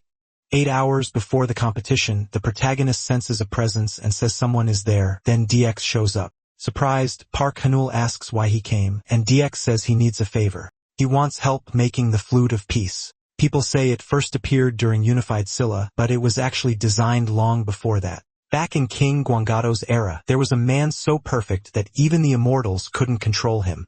Because of that, the immortals lost their power, and the Water Dragon King caused a huge disaster that killed many people. To fight those disasters, the three kingdoms joined forces for a time. Their masters created the Flute of Peace, a heavenly item so powerful that it came with 2 rules. It could never leave the Korean peninsula, and it could never be used to harm the people there. Deke says it was used once in Silla against the Water Dragon King, then vanished. That's why he came to the protagonist. He believes the boy may know what's needed to make another one. Soon, the garden guards will be fewer because of the competition, so he plans to take black jade bamboo from the second garden. For a new Flute of Peace, they need that black bamboo no matter what. But Leiyu may grow suspicious, and that could start another clash with the Dragon Palace. Hearing that, Park Han-yeol figures Deke plans to take all the blame himself, and he probably wants to do this because of the protests they saw in Gwangwaman. He also realizes Deke isn't like the other immortals, so he agrees to help. He says Deke is thinking about the people and someone like that deserves support. Refusing to help would be wrong. Deke smiles, happy that the boy said yes, then he tells him it's time to go. When they arrive, Park Han-ul finds a floating island. Deke explains it's an artificial space made by the pavilion, and if they change the structure's formula, they can get in. But it won't be simple. Deke throws a tiny wooden horse, and it turns into a black horse. He tells the boy to grab his hand. As they fly through the sky, Deke says he won't let anything touch him, which confuses Park Han-ul. But when he looks back, he sees flying sea monsters chasing them. Dyack drops him onto the island and says he'll hold them off, then he rides away. Park Han-ul quickly realizes he has his own problems to deal with there. He takes the mandrake drug and remembers that with the proper sounds for instructing the people, longer, more meaningful words work better. He shouts fast and starts moving quicker. Soon, he feels strange energy coming from two spots and hopes one of them is the Black Jade Lake. Then a creature attacks him, something that feels even stronger than a celestial immortal. If it has a wood attribute, he knows he'll be in trouble. Still, he says he already took the drug, so getting past him won't be easy. The creature charges and the protagonist shouts, appear. A brown bear shows up. The lizards try to run, but the bear chases after them. Tells the boy to keep waving the fan. The protagonist realizes there's a reason it's called the God of Fire Mountain. Among the great mountains, spirits with evil in their names are rare, and only one of them can naturally control fire. Legend says people feared that mountain fire would spread through Seoul, so they made a lake around it to hold the fire energy down. The creatures keep fleeing, and the bear tells the boy to back him up. Park Han-ul thinks it's odd. They're running straight toward that energy. If the island is thriving because of the Jade Lake, then that turtle-shaped structure they're heading toward must matter. He wonders if it's the Black Jade Lake, but it only looks like stone. Then the little bear asks him to put it down there. The boy says he's never seen anything like it and asks if the bear will regret this, but the bear says it just wants to know. So he waves the fan, and the bear becomes huge again. As it tears through the lizards, it says they're pathetically weak. Then something inside the cave watches the bear and traps it in a bubble of water. The bear immediately calls for help. The protagonist breaks the bubble with his power. Park Han-ul says this must be the creature acting as fertilizer for the island, and the little bear is shocked that something really was hidden inside. The protagonist wonders if it's a hate. If a baby is already this big, then an adult would be terrifying. He's also stunned that it isn't a lake at all, but a divine beast being used to feed someone's pride and the Leaf family. The bear says that even as a baby, it's about 2,000 years old, and the way it uses that technique so wildly shows it never learned the basics. Holding the fan, Park Han-ul says this is actually good for the bear. The little animal, now nervous, asks what he means. The boy waves the fan and promises to buy it a jar of honey later to make up for this. Then he seals both creatures inside the fan. Inside it, the monster starts fighting the brown bear. Park Han-ul is glad they both fit. He snaps the fan shut and says it's time to go. As they escape, the boy thanks Deke for helping him get out, but he notices Deke seems oddly short of breath. A second later, he sees that Deke is bleeding. Deke brushes it off, saying he only needs some rest. Even so, Park Han-ul worries, especially with the fight only hours away. Then Deke hands him something, calling it payment for helping with such a hard task. He says it was made by twin dragons from the Garden of Flowers, and he wishes he could offer more from his own collection. But this was all he could secure. The boy stays quiet, and Deke tells him not to look so serious. He deserves far more than that. Park Han-ul thinks the job still isn't over since the flute of peace still has to be made, and things may reach a point where they can't escape Boo's grasp. Then he helps Deke walk and says they should get moving. Deke smiles and says he knew the boy wouldn't act proud. The two leave together, both smiling. Park Han-ul thinks Deke is strong both as a divine being and as a person. He vows to grow strong enough one day to call him brother without hesitation. Soon, people begin gathering for the competition. The announcer tells everyone they are at Dokdo in the Eastern Ocean. Even before the first match starts, the contestants' energy can already be felt. Then it's explained that the event will work like past tournaments. 2 teams enter, but only one side wins. Some worry this year isn't fair because the fighters come from different worlds. Park Han-ul watches Deke thinking how he barely showed any sign of injury just a few hours ago. Before it begins, representatives from each nation send greetings to the Water Dragon King and ask for his understanding since the contest is being held in his territory. Then several women begin changing part of the sea between Korea and Japan, linking the 2 islands. This is the sage's power. By syncing with the water dragon's strength, they create a new space. The higher-ups picked the fighters, and each one was checked to make sure they met the rules set by the representatives. A masked woman steps forward, introducing herself as Shiva and promising to judge the matches fairly and with honor. She swears to protect Yuwa with her life until a winner is decided. Then another masked figure appears, Odin, and makes the same vow to judge with fairness and honor. He also promises to guard the 7 branches with his life until the contest ends. Right then, the protagonist's bag starts glowing, and the boy realizes that masked man must be carrying the sword tied to the power of the 7 branches, since it's reacting to his axis.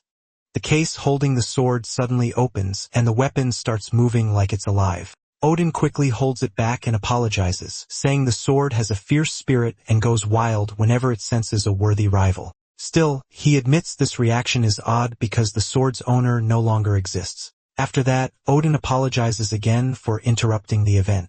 Yuwa notes that if even that broken sword still carries the blacksmith's divine power, then its maker must have known just how strong that spirit was. Parkanil realizes that weapon has to be the broken sword. It got that name because its blade is so strong it shatters any other weapon. They say it was forged from the bones of Valhalla's humans, who were known for great strength and battle skill. He figures Odin must have been suppressing the sword's power. If not, it might have flown straight at him because of its link to his axis. That means the masked man must have noticed someone there with enough power to make the sword respond. Then the first fighter is announced, Li Ung, and his opponent is a celestial immortal. Someone sits beside the protagonist and says it's a shame. It's Go Hee Enhwa. The boy asks what she means, and she tells him to keep watching. She hates explaining things. When he turns to the arena, Li Ung's opponent summons a Kamaitashi. The weasels rush in, and Liung blocks before trying to strike back at the celestial immortal, but the Kamaitashi loops back and lands another hit before he can do anything. The sight leaves the protagonist shocked. Park Hanyul realizes the celestial immortal adapted and got stronger in just seconds. Go Hee Hanwha smiles and asks if he gets it now. He's probably wondering how that opponent is winning without holding a weapon, but on that side, energy itself is a weapon. This match is also showing the gap between Korean and Japanese abilities, with even the royal family watching. The real goal is to leave a lasting image, Koreans defeating the Japanese. At first, Li Young was just another piece in that plan. Even so, he manages to get back up after the Kamitachi's attacks. He's already taken heavy damage, and the wound keeps bleeding badly, making his condition drop fast. The announcer starts wondering if Korea is about to lose the very first match. Li Young tries to fight back, but before he can act, the weasels hit him again with ease. This time, he's too hurt to keep going and collapses. The announcer declares the first match a win for the Japanese side. Go Hee Hanwha turns to Park Han-yul and says he should be glad. Now the Japanese won't expect much from him. She says with confidence that he can win his match. To stand out, they have to be the best. Park Hanyul gets up, says he'll do his best, and adds that he knows he'll win. As he steps into the arena, the announcer mentions he became famous after the Gwangwaman incident, the same celestial immortal who beat Li Young sneers, calling him another fool and mocking how weak they are. Park Hanyul instantly rushes him and drives a punch straight into his face. Everyone watching is left speechless. Park Hanyul just beat his Japanese opponent with one hit. Some warn him to be careful, saying a reckless charge like that is dangerous. Duke disagrees.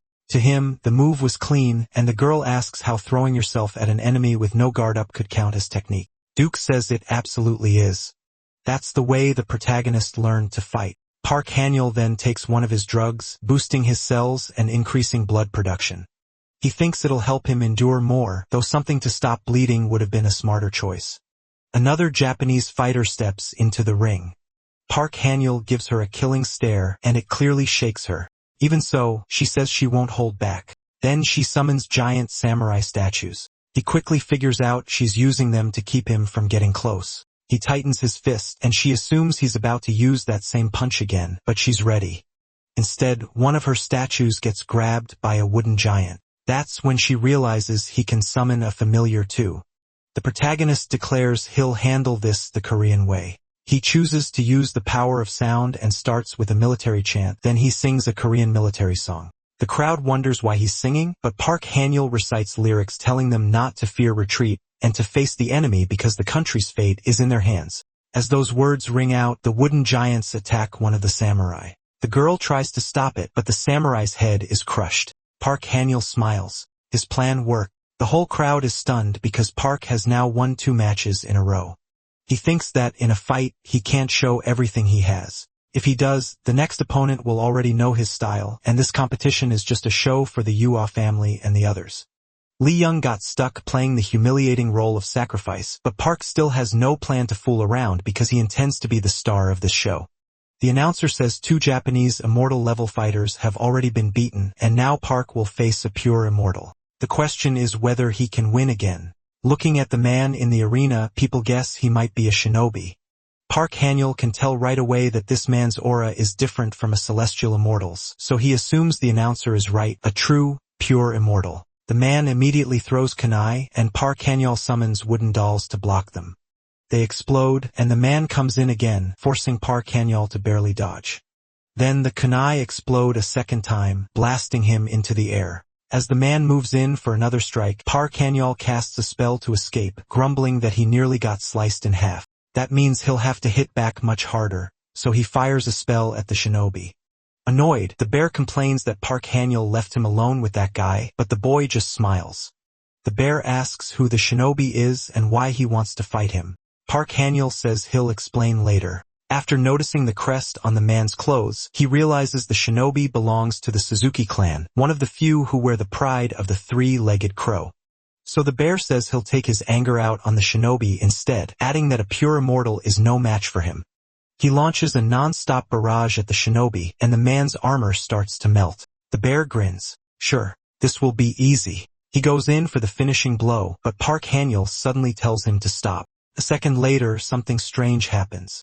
The melted armor starts moving toward the bear. It isn't normal steel at all.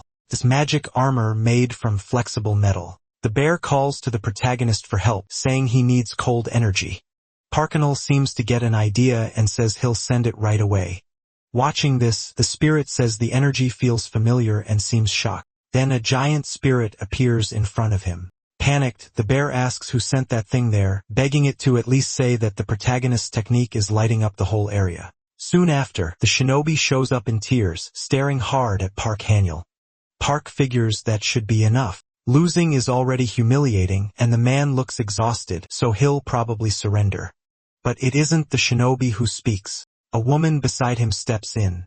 A heavy aura spreads from her as she says this is only a match, a peaceful event made by both sides, so there's no reason to risk the lives of 2 talented fighters over it. Park Han-yeol stays quiet and watches. Meanwhile, 2 of his companions observe the scene too.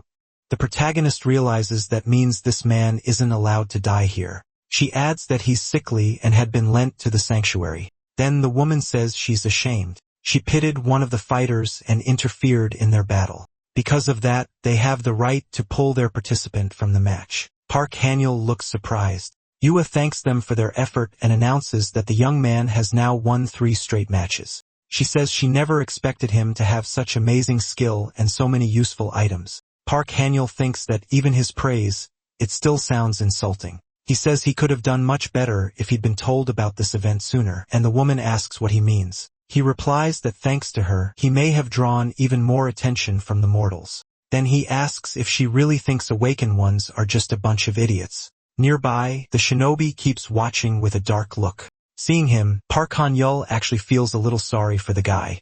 Not long after, he meets another girl who tells him he did well. She says it's a shame, but he just says it's fine. But the girl made it clear she wasn't talking about Park. In shows like this, people like him are just producers, skilled, sure, but easy to throw away. Park had done all he could, and he could have done even more. Still, it looked better for that boy if Park was the one who stepped back. To Park, it was like benching the best soccer player right before he won the game.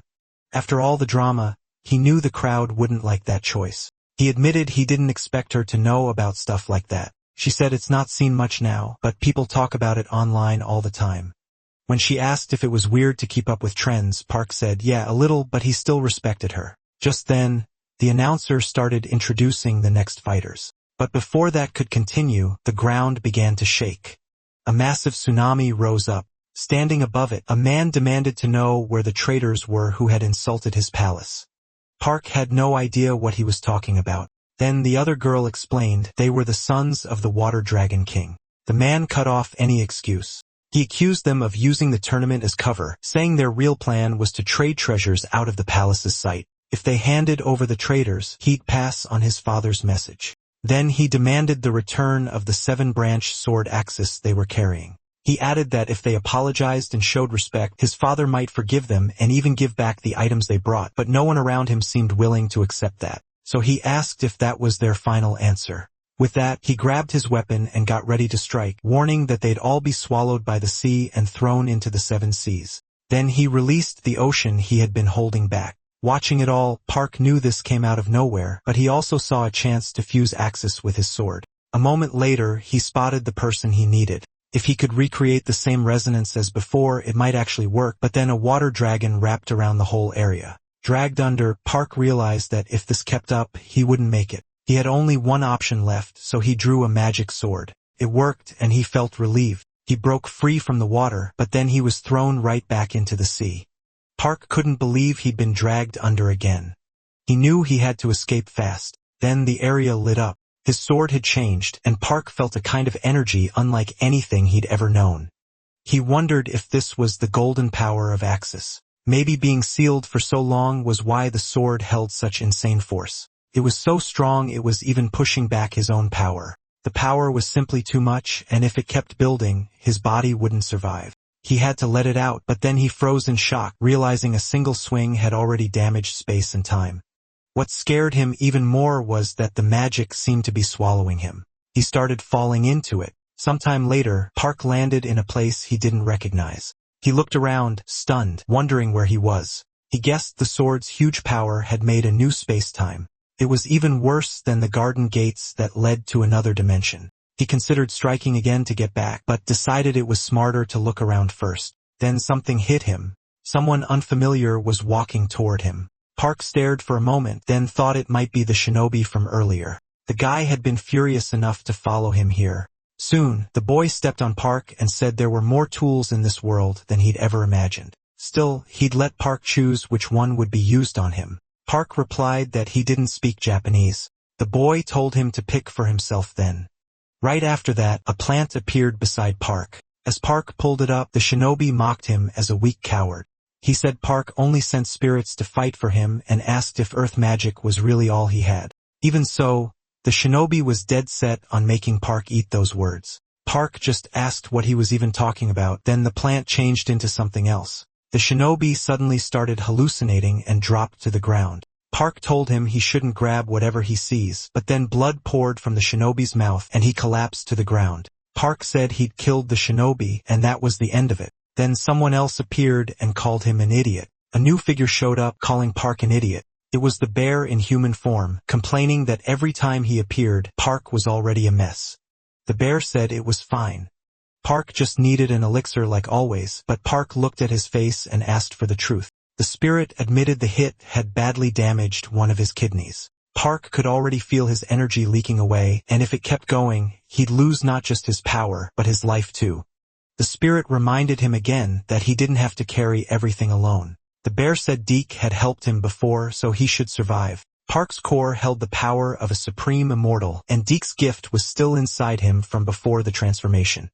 He also said Park carried the dragon's blessing, a rare power that could even wound divine and heavenly beings. Then he asked if someone who hadn't even lived 100 years already wanted to die. He joked that getting eaten by a bear would be better than dying there like a dropped sack. The bear doubted Deke would want Park to go out in such an embarrassing way. Soon after, Park apologized, and then he started fading away. Meanwhile, Yua ordered one of her servants to leave. She was already thinking that sooner or later, she'd kill them all. To her, those people understood nothing. They had to be savages because the East Sea belonged to her. Yua said she'd even shown kindness by getting rid of that man, and now they were pointing their blades at her. Remembering what he said, she doubted the Dragon King would ruin his heavenly war with such a stupid lie. She wondered where that old serpent had heard something like that. He was trying to make a hero in the middle of that celestial war.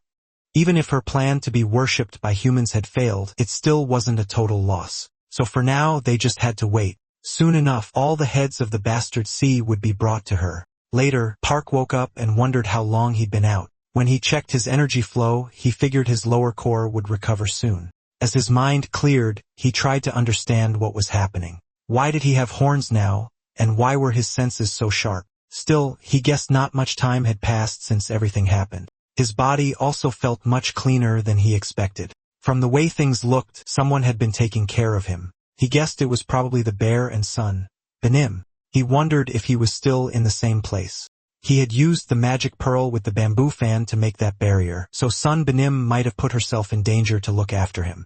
After opening the door, Park went looking for her, then something stopped him cold. He couldn't believe the place had turned into a forest. He'd made a shield there with his plants, but now the trees were huge, which made him think a long time had passed. Looking off to the side, he saw nothing beyond the barrier but destruction.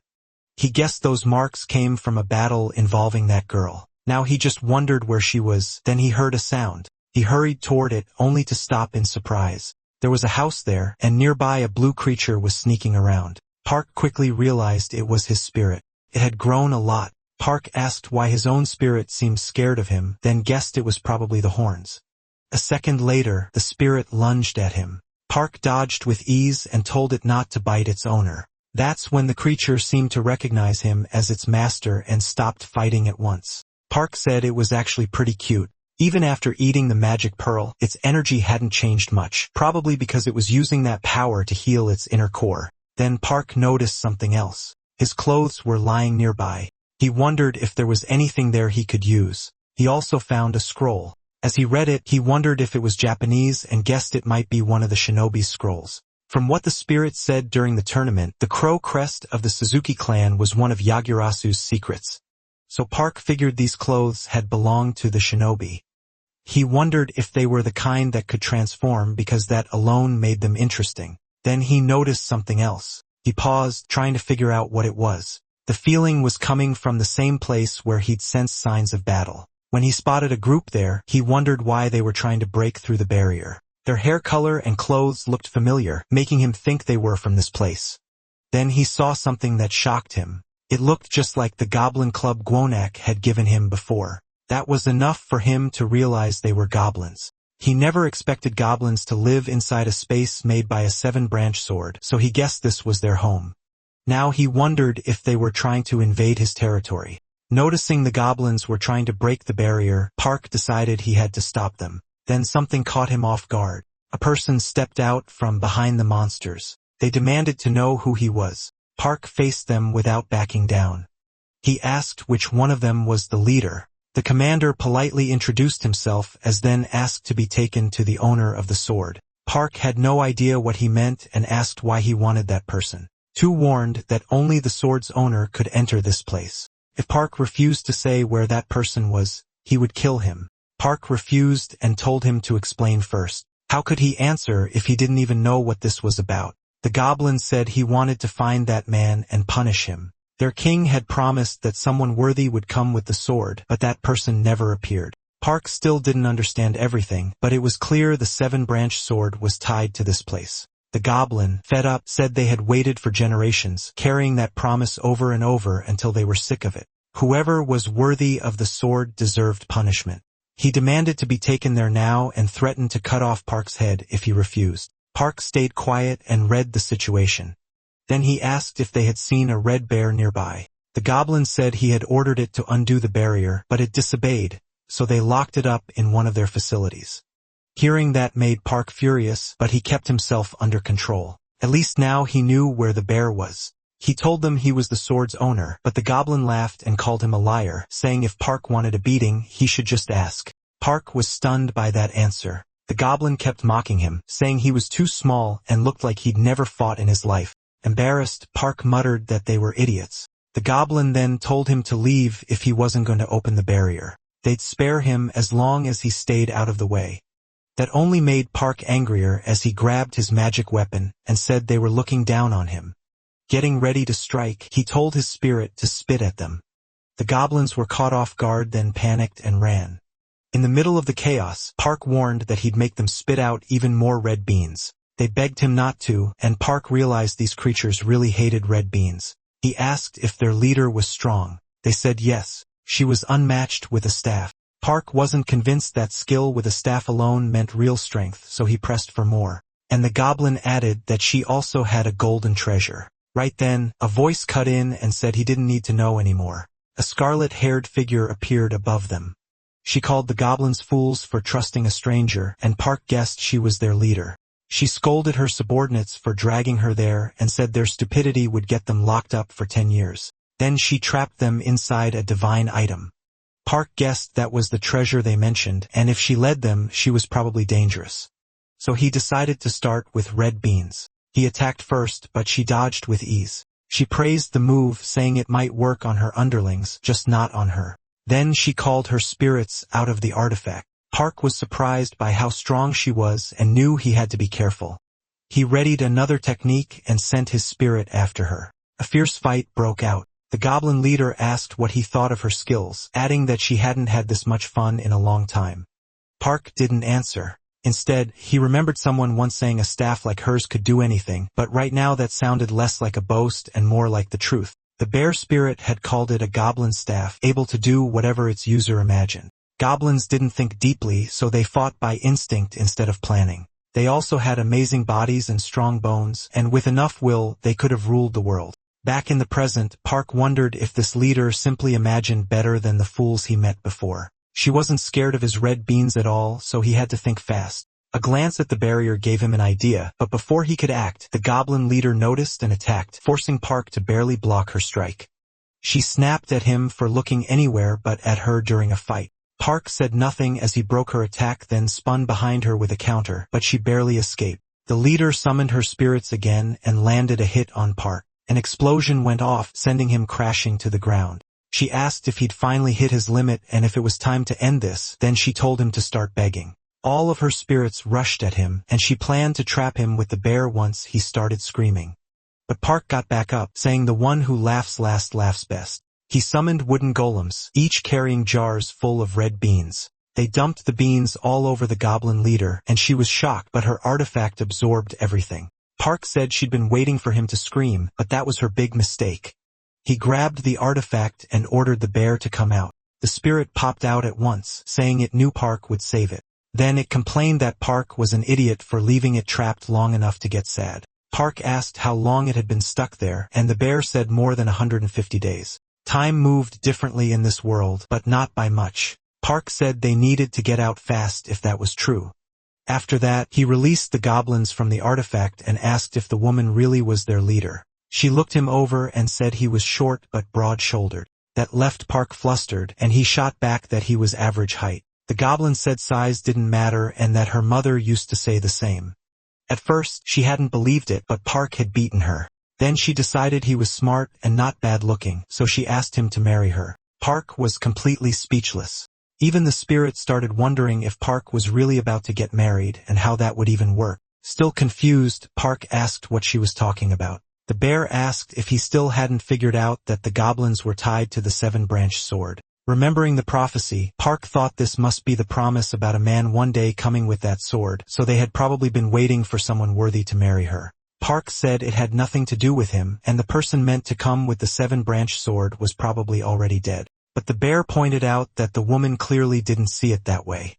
Park thought he was too young for this and wanted to wake up from what felt like a bad dream. Instead, he demanded to know where she hid the sword and threatened to stuff her with so many red beans her stomach would burst if she stayed quiet. He ordered her to talk now, but she refused, saying she wouldn't hand over the sword until she'd had 3 children with him. Park immediately told them to bring more red beans. Watching all this, the bear said that probably wouldn't get him anywhere. Park admitted goblins were insanely stubborn, so forcing an answer out of her would be hard. The bear asked why he didn't just marry her then. They'd been trapped there so long they probably didn't understand things normally, and he couldn't force them anyway.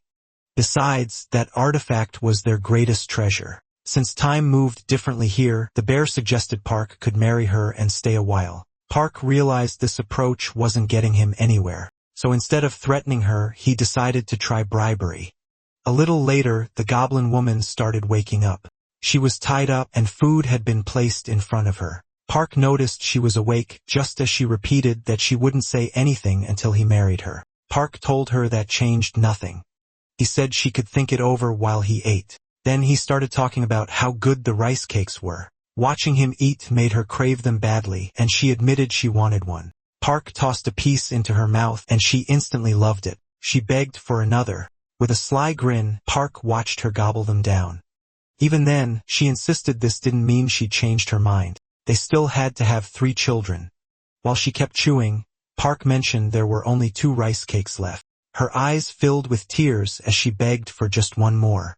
Park picked up another, leaving only one, and started eating it. That crushed the goblin, and she sadly muttered that she only wanted to marry someone. Park said they could marry someday, just not now. She didn't buy it and accused him of meaning 100 years later, which was way too long for her.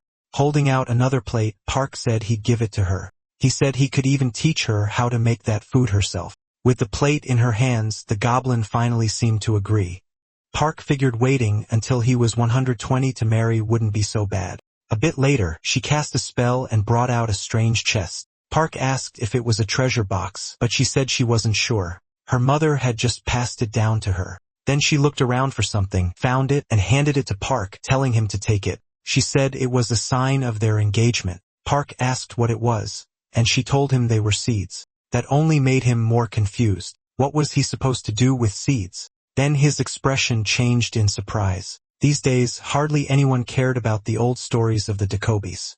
Most people just wanted to stand out. So if they got their hands on something like this, goblins, though, are honest about wanting to keep what they like. They trade skills and items pretty freely, but if someone has a rare talent, they won't give it up easily. That's why dealing with them can get messy fast. So the easiest way to negotiate with goblins is to offer something they're good at or really want. Taking the seed, the bear said it had to be valuable somehow. He told Park to ask the goblin about it. Park wondered if he was really allowed to keep something that precious. He called out to the goblin, and she sweetly answered him as love. Park asked where the seeds came from. She said her grandmother brought them from her old world before coming here. She went on to say the seed originally belonged to one of the ministers she mentioned before. That man was known for growing herbs and medicine plants, and he could travel between worlds. But one day he was ordered to cure a sickness that couldn't be cured. He failed, got locked up, and was left to starve. Before dying, he gave the seed to her grandmother for hiding the rest of his family. Park asked if the man had been a herbalist. Hearing that, Park realized the book he'd been trying to read for making medicine was probably that man's. The goblin added that the herbalist had served someone incredibly powerful, a man who used a sword and rode a horse and whose pride was said to reach the heavens. That arrogance eventually led to his fall. She wondered if there had been a war back then and things turned ugly, so he gave the seed to her grandmother to get his family away from the battlefield. Park asked if that madman had dragged his own family into war, and she said yes. He couldn't bear losing them. That said plenty about him. Park lingered on the word loss. To him, that felt even worse than pain. The woman got up and asked if they could keep going, but Park told her to slow down. Then she picked up her staff again. She started striking Park with it. To his surprise, it didn't hurt at all. She explained she was putting something into him. Park said he didn't feel any different, but the goblin told him to relax. He'd understand how to use it later. Looking at the chest, Park thought the only thing left now was the 7-branch sword. When he opened the box, the sacred sword was inside. The bear said a sword that powerful should hold a huge amount of energy, but this one felt different. Since its main nature was wood, Park had no reason to hesitate. Park answered that wood's opposite was earth. Even so, the bear warned him not to stop no matter what happened. Seeing the energy rising, the bear told him to do it anyway. Park grabbed the sword, and a huge beam of light swallowed him. He struggled to control it. The bear shouted for him not to let go no matter what. Annoyed, Park snapped back, asking if the bear thought he couldn't handle the sword's power. The bear was stunned. He said he'd never seen Park like this before, especially with that much energy pouring out of him. Then the sword suddenly settled down.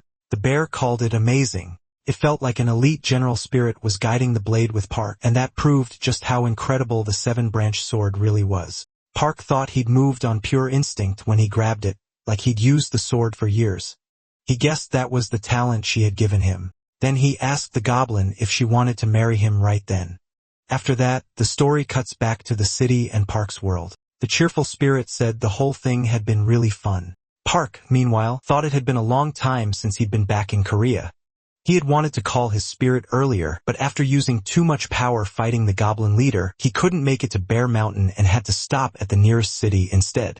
He'd thought the goblin would come with him, but she was still way too reckless. It had already been 7 months since his competition, and people were still talking about it. On top of that, the Dragon King of the East Sea still hadn't come back. Civilians and reporters started attacking the East Sea's invasion, and also slammed Korea's 3 princesses for staying silent. A month later, the Dragon King finally showed up and apologized, saying it was all a mistake caused by bad information. Even then, people still couldn't forgive either side. The bear asked what happened with the dragons of the West and South Seas. Park said he didn't want to get dragged into that. They might not have supported the East Sea at all. The spirit said it was obvious. They just wanted to stir things up. The dragons didn't get along well, though they had once joined forces during a war between humans and mortals. Even so, Park knew there was still one big problem where the 7-branch sword had gone. All they knew was that the sword's guardian had informed the Nordic Administrative Council he would stay in Korea and help suppress the East Sea. Park figured this was probably because he had grabbed the sword and crossed into another dimension. That man was incredibly strong and clearly tied to the sword, so knowing he was searching for it made Park even more desperate to get it back. The bear said the East Sea had been unbelievably foolish if even ordinary humans were now glaring at them in anger. A moment later, a message popped up saying their time using the system was over and thanking them for choosing it. The bear then asked what they were doing next, and Park said they needed to head to Wanik Mountain. He was sure people had him listed as missing or dead, so if he suddenly showed up, the garden would get suspicious. Because of that, he planned to stay hidden and watch until things calmed down. The bear said that once they got there, he wanted to check on his original body since it had been a long time since he'd felt its energy. Right after entering the goblin's dimension, he thought he'd sense it again once they returned, but he felt nothing, and that was starting to worry him. Startled, Park asked if the bear really hadn't felt his body's energy for 7 months. If so, that was serious, and they needed to leave right away, so they headed for the mountain immediately. Sometime later, they reached the area and were shocked by what they found. The tree had grown ridiculously large, and it was covered in beehives. Park asked how those bees had gotten through the barrier. The bear said it wasn't a big deal. Once in a while, an insect could slip through. Then Park noticed something in the branches and asked what it was. The bear could hardly believe it because another bear was resting underneath. Stunned, he said his original body was acting very strangely, and he had no idea what was going on. A moment later, the bees started swarming them. Park quickly pulled out his scroll and artifact, which called forth all of his spirits. He ordered them to attack, and the fight with the bees began. But there were just too many of them, and Park realized they were hard to kill even with his powers, so he needed something stronger. Then the bear took on his true form and charged at the swarm. Park told him to hold on, but the spirit said he could burn them all away himself. If not for the hive, he would have used his full power, but he couldn't risk damaging the tree since bees were all over it. So he wondered if there was some other way to clear them off. Park started thinking of a plan that might work. Watching the bees on the ground, he noticed they still weren't dead even after being hit, and that gave him an idea. Park quickly told the bear to wait, then asked him to move aside. Right after that, he threw something in front of the bees. That brought them down, and the rest fled from the tree, smashing into the barriers. Seeing that, Park let out a relieved breath. He said the barrier had worked. The bear, surprised, said he had no idea how those bees ended up there. He said it was only a guess, but there was an old story that the Queen of the West once built something called Golden Peak on a mountain. She hadn't appeared in a long time, but the Queen of the West was a goddess from Chinese myth, seen as a fairy who carried immortality potions. Pointing at the tree, Park asked if that was why this had happened. The bear said that long ago, some wandering bees were searching for a place to live, smelled the spot, and settled in the tree. Getting up, Park figures the bees are gone now that the smoke inside the barrier has cleared. He asked the spirit if they should check. The two head over to the tree. They open a hive packed with honey, and the spirit says this isn't normal honey. It's full of pure energy. He adds that they can store it too. Park wonders if they can keep making honey here since he might use it to brew a very strong elixir. Looking through the comb, he finds bee larvae still alive inside and says they're loaded with nutrients that help growth. So he tries one to see if that's true. Right away, the system says he consumed a drug called royal jelly, which boosts his growth. Park makes a face, saying he expected it to taste sweeter if it had honey in it. The bear stares at him and asks why his head is glowing. Seeing the horns, he guesses Park might be a dragon's son. Shaken, he asks what's going on, and Park says it's probably from the draconic power he absorbed. The bear says that still doesn't explain why he's starting to look like a dragon by birth. Park can only say weird things keep happening lately, and the bear already saw the mark on him before. The spirit looks at the scar, calls it strange, and asks if he's alright. Park asks if he knows what it means, but the bear admits he has no idea. He explains that dragons are born with water power from nature and train with it for thousands of years, which is why they're such legendary beings. Humans are different. They can handle more kinds of natural elements. So if someone were both human and draconic, they could become something almost impossible to measure. That means Park might turn into a creature the world has never seen. The bear says carrying that much power must be rough, but Park answers that he hasn't fully awakened yet, which makes it even harder to control. The bear says his horns grew because his core took in that power. If he absorbs more, he could become a full dragon. But since he's still human, there may be side effects. He adds that if Park really turns into a dragon, he may have to live in water. That makes Park seriously think about becoming one. If his horns are growing, then maybe he really can absorb water power. And if he leaves the larvae here safely, they could become new bees, make more honey, and give him even more larvae later. So Park says he wants to learn to use his power better. Thanks to the pill that woman gave him, his energy stopped going wild and increased a lot. Since that elixir had the wood element, it felt like hope. He wants to understand which elements support or clash with his because some elixirs do nothing for him, probably because of wood. If he uses one that opposes wood, he might gain the other effects without taking too much damage. The bear says that sounds smart and asks what he plans to study. Park answers by pulling something out. He takes several notes from his backpack and says they include books left by the Celestial Wolf's disciple, plus a scroll from that shinobi family. Since he doesn't have much else to do here, he figures this is a good time to learn. Picking up one scroll, he says he really wants to master that shinobi technique, and with the 7-branch sword, he can already use 3 legendary items he owns. The bear says he has good gear and a solid plan. Now he just needs to train and stay unnoticed. Park says one thing still bothers him, though. He still hasn't delivered the black jade to his brother, Daioki. The bear asks why he never handed over the sprout during all the times they met and why he cares so much about giving it to that boy. He says the kid is smart and knows he wants to turn the jade sprout into a flute. But does Park really think that can be done? He doubts something that dangerous could work as an instrument. Then he calls Park an idiot and says he actually knows someone who can make it and do it right. Surprised, Park asks if he really knows a blacksmith who can forge a flute. The bear says even if he does, he wouldn't want to hand it over to Daioki. Park tells him to calm down. He's interested in that flute too. The bear asks if he means that, and Park says yes. He'll give it to Daioki's brother. To him, using it himself or delivering it wouldn't change much anyway. The bear accepts and says they'll leave right away.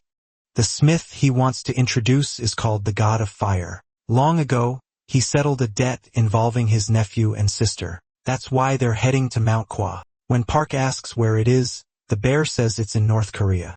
Park is stunned, then asks if the bear is North Korean and if the boy really has a sister. The bear says Park has it wrong. The mountain named after his sister isn't that other mountain, and he isn't that place's spirit. Still, his nephew is called Dangon, and according to the woman, 3 great powers rule the whole North Korean peninsula. It seems the bear's sister is in Azadal on Mount Kwa. After some time, Park and the bear reach their destination. Park can hardly believe it. They're really in North Korea. The bear says this is one of the strongest places in the country. Park asks why he can't see anything. Back in human form, the bear tells him to stay close. Park says it still feels far away, but the spirit tells him they're already there. Then Park notices something and freezes. 2 giant statues stand before him. They speak, asking who they are because Azadal doesn't allow uninvited guests. The spirit tells Park to say the red bear from Mount Gwanak has come to visit. The statue tells them to wait, and the bear adds that he brought a snack. Park is impressed. The guards got tense as soon as they heard who he was, and now the bear really does seem like someone important. Even so, Park still can't sense the place itself. Then he suddenly stumbles, saying he feels dizzy, shocked by what appears next. A huge city is right in front of him. Park realizes the village was hidden with magic and wonders how so many people live here. The bear says not everyone inside is kind like him. So before hiding Azadal from the human world, they chose who was worthy to stay. There's one rule. Even life and death belong to his nephew who decides who gets to live there. Park thinks that sounds a lot like the so-called Great Leader of the Northern Paradise. A group approaches and says the leader wants to see the spirit. The bear quickly asks which leader. The man says the Great Mother is waiting at the main house, then asks about Park. The spirit calls him a trusted subordinate. Satisfied with that answer, the man tells them to follow. A while later, they head deeper inside together. With Park apparently blindfolded, the guide says they've arrived. Still unable to see, Park assumes this must be the main house. He says the palace here is beautiful, though something about the place feels off. Then a girl appears in front of him. She steps forward and thanks them for coming, apologizing if her request caused trouble. The guide leaves, leaving only Park, the spirit, and the woman.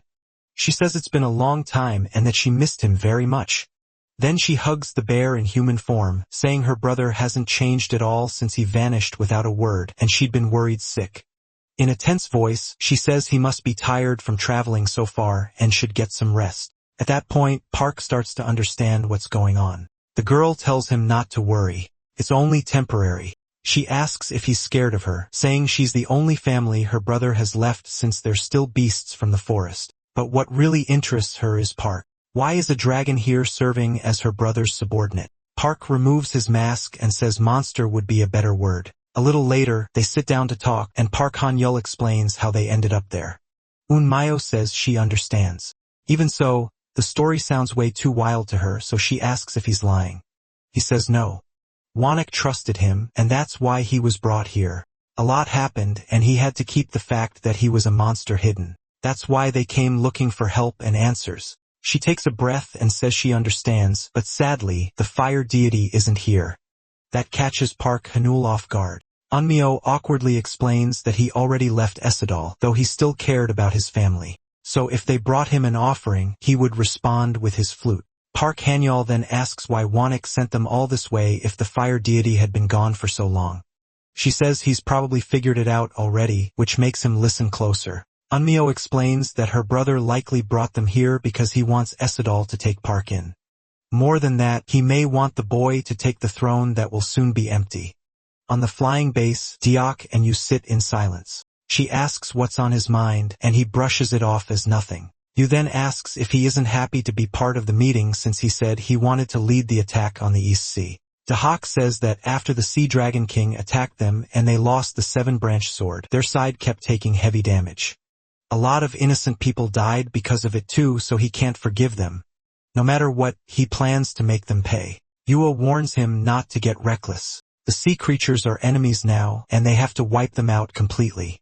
If he talks like that again, she'll strip him of command. Dayak chooses to follow her orders. Yua thinks about how everyone agreed on the subjugation. Once the EC falls, a new dragon must take the empty throne, and depending on who that is, the result could be beyond their control. The only comfort is that there aren't many dragons, so they can't let just anyone grab that power. What they need is a new dragon child they can keep under control. Park Han-yeol asks Eun-myo to help hide that he's a dragon and let him leave Esadal safely.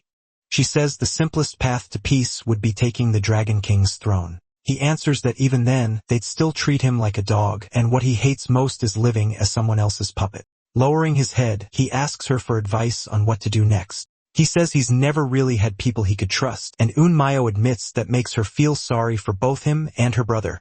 Park Han-yeol looks up and asks what she means. She says she won't let her brother leave again.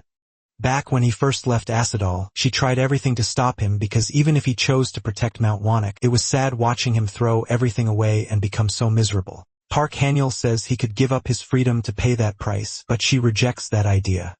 Eun-myo explains that to claim the Eastern Throne, his core has to be filled with water energy.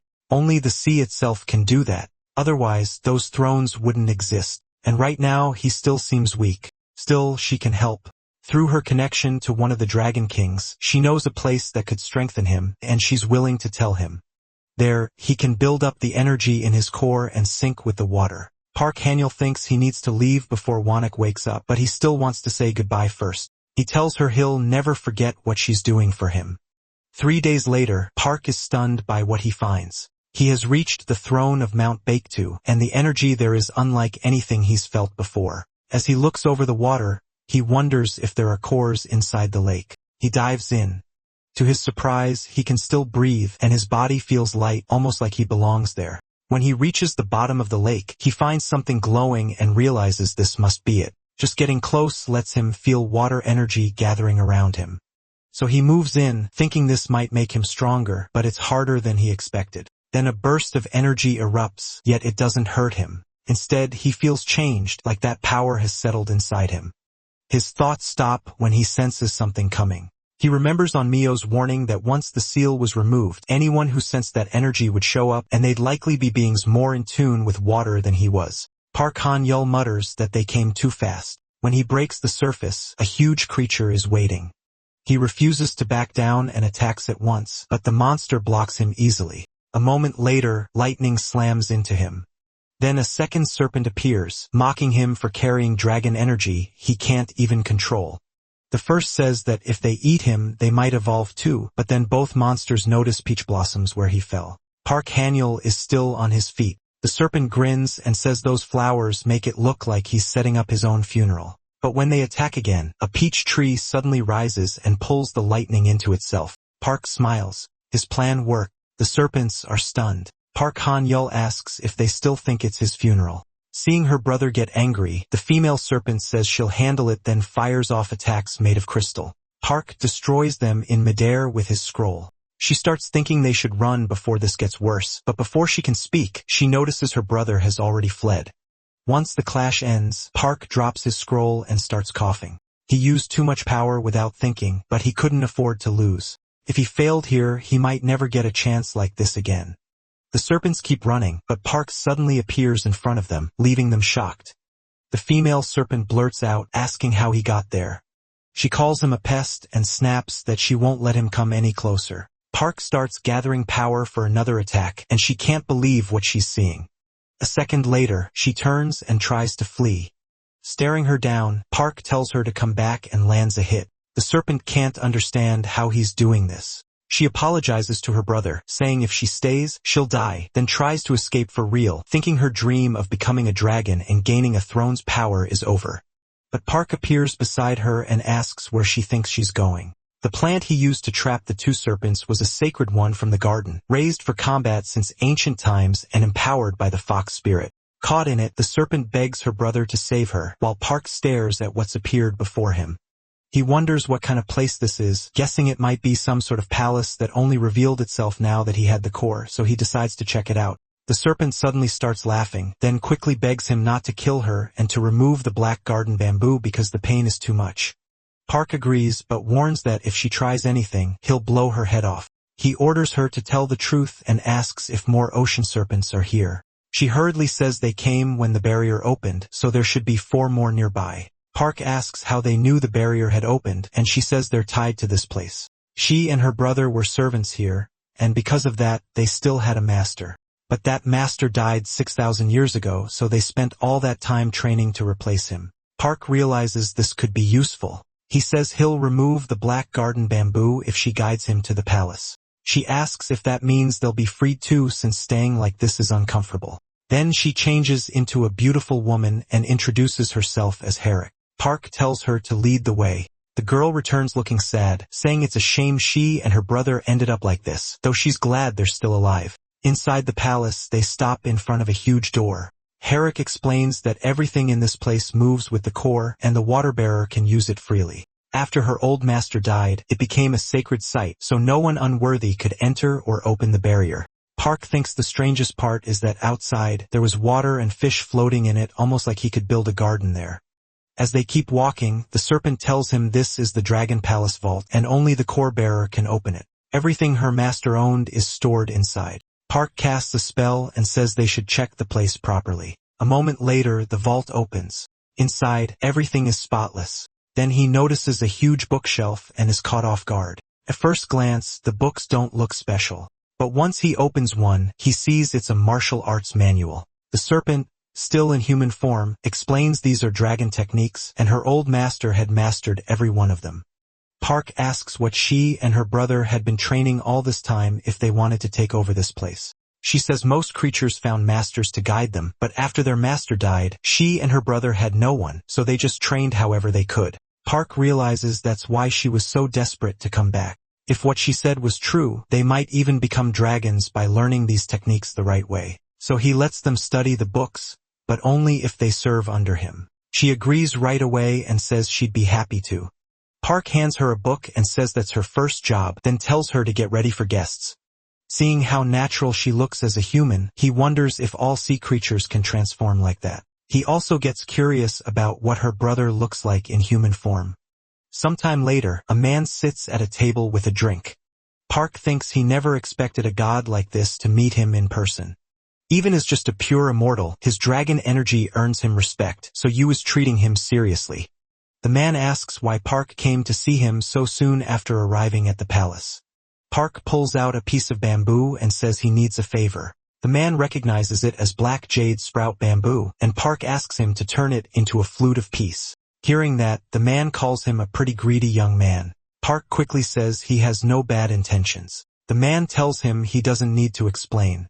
Park should calm down since making things is his job. After checking the bamboo, he says the size is good and it should make an excellent flute, so he'll do his best. Park can tell from that quick judgment that the man really is a top craftsman. Then he says there's one more thing he wants. He pulls something from a spell and a sword appears. Park had found it in the ancient Dragon King's vault. The instant he touches it, a terrible aura starts swallowing him. The energy feels wrong, not like anger, but like a thirst to kill, cold and sharp, like an assassin's urge. Park knows it's powerful, but he can't control it well enough to use. Looking at the blade, the man says there's definitely something strange about it. He reaches for the sword. Park quickly tells him to stop. He warns that this weapon isn't like an ordinary sword. Even so, the man picks it up without trouble. Park is stunned since he himself could barely keep it under control. He figures that's the skill of the world's greatest craftsman, the fire deity. The man explains the sword carries a dark force made by the northern dwarves. It's incredibly strong, but that same power can ruin its user. Still, he says it can be managed with a new scabbard. If the sheath can restrain it, the sword's energy will stay sealed until it's drawn. But there's a catch. Even if Park uses it, the blade won't rest until it draws his blood. Park says he'll remember that. The man then tells him he'll return after making both the flute and the scabbard. Afterward, Park looks through what he found and is amazed there were so many valuable things here. He still has a lot to learn, especially with the bear gone, and more knowledge never hurts. Just then, the serpent woman calls for him and says a guest has arrived. Later, an older man asks if Park is the palace's new king and introduces himself as Tabak of the Immortal Sacred Temple. That temple came from an old story about a man on a mountain between the 8 provinces of Zhoujin. A man said to honor the nation's gods and perform rituals for them, but the real story was different. There were actually 8 mountains, each ruled by a powerful immortal. Because of that, the palace ordered the mountain to return to sacred use as a temple for the gods. Years later, that holy place was shut down. But now that Heaven's Gate has opened again, the Korean government has allowed the immortals to use the land once more, and the man standing before Park is the one in charge there, the current master of that mountain. Park greets him politely and says he should have visited first, but Taebaek brushes it off, saying he was just passing through and decided to stop by. He adds that he brought a disciple with him. The girl introduces herself as Shin, Taebaek's youngest disciple, and says it's nice to meet him. Park is surprised when he sees her. He tells them to come inside and sit. A little later, the 3 head further in. As they walk, Park thinks the girl has changed a lot. Now she's that priest's disciple, and the whole visit feels strange. He can't guess what Taebaek really wants. Soon, Taebaek asks about Park's connection to the ordinary bears. Park says they're difficult beings, but they hold countless things between heaven and earth. Even so, he owes them a lot, and he only became close to one because they had a long relationship. Taebaek points out that Park isn't even 100 years old, yet he's already a pure immortal and owns a palace. He says very few young people rise that far that fast. Then he introduces his disciple properly, saying she's young too, highly talented, and nearly at the celestial immortal stage. Because of that, he suggests a bet. He asks Park what he thinks about training his disciple. Park asks if he means they should train together. Taebaek says yes. They'd both enjoy sparring with each other, and maybe she could even become his wife someday. That leaves Park completely stunned. Tabak says that's exactly why they should start training together. The girl clearly doesn't like the idea either. Park apologizes and says he's not interested in that kind of relationship, but Tabak tells him not to decide too slowly. It would help his training. He adds that if it happens, Park would become his son-in-law, and he doesn't treat his sons-in-law badly, so he sets a jar on the table. Park is startled by what's inside. He realizes it could hide the truth about his unusual body, and because of that, he never looked at medicine the same way again. Staring at the jar, he says it's rare and worth a fortune. Even then, Park tells him he's already promised to marry someone. Tabak says he's stubborn and that two people tied by physical attraction can't stay as just anything else. He asks what's wrong with having more than one wife and why Park is thinking like an ordinary man. When Park looks at the girl, he sees she isn't happy about any of this. Not long after, he gives in. Feeling sorry for her, Park says he'll accept her as his student and marry her. A few days pass and they begin training. Soon, a blue cloud forms between Park's fingers, and he's pleased he pulled it off, calling it incredibly beautiful. Now that he understands the basics, he thinks he could make rain if he puts in more energy. And if the celestial demon god's art reaches 6 stars, he could mix different traits together and create a natural disaster. That excites him since he wants to hit 6 stars as soon as possible. Then the serpent woman calls for him again and says the young lady wants to eat in her room. Park decides it's time to use Tabak's gift and tells her to send the girl in. Meanwhile, the young woman stands outside his door thinking how strange and shocking it has always been to be tied to a dragon or to marry into one of their families. Even though she doesn't want this, she believes it's all because of her master. A moment later, she opens the door and apologizes for entering. Park is lying down and asks if she's here. He says he arranged the room the way mortals like it and asks what she thinks. A little embarrassed, she thanks him for being thoughtful. Then Park asks if she really doesn't want this. From her face, it's obvious she's unhappy, and he says it's absurd for her to act like she's on equal footing with him. That's putting it mildly. So he asks if she really thought he wouldn't notice the treasure she was using or offering since her master had presented it with her, and he questions how she ever earned the title of Celestial of Bayek. Hearing that, the girl snaps in anger. She pulls her sword and warns him not to insult her master again. Park calmly calls out one of his spirits. He says this is getting interesting. A mere human dares talk down to him.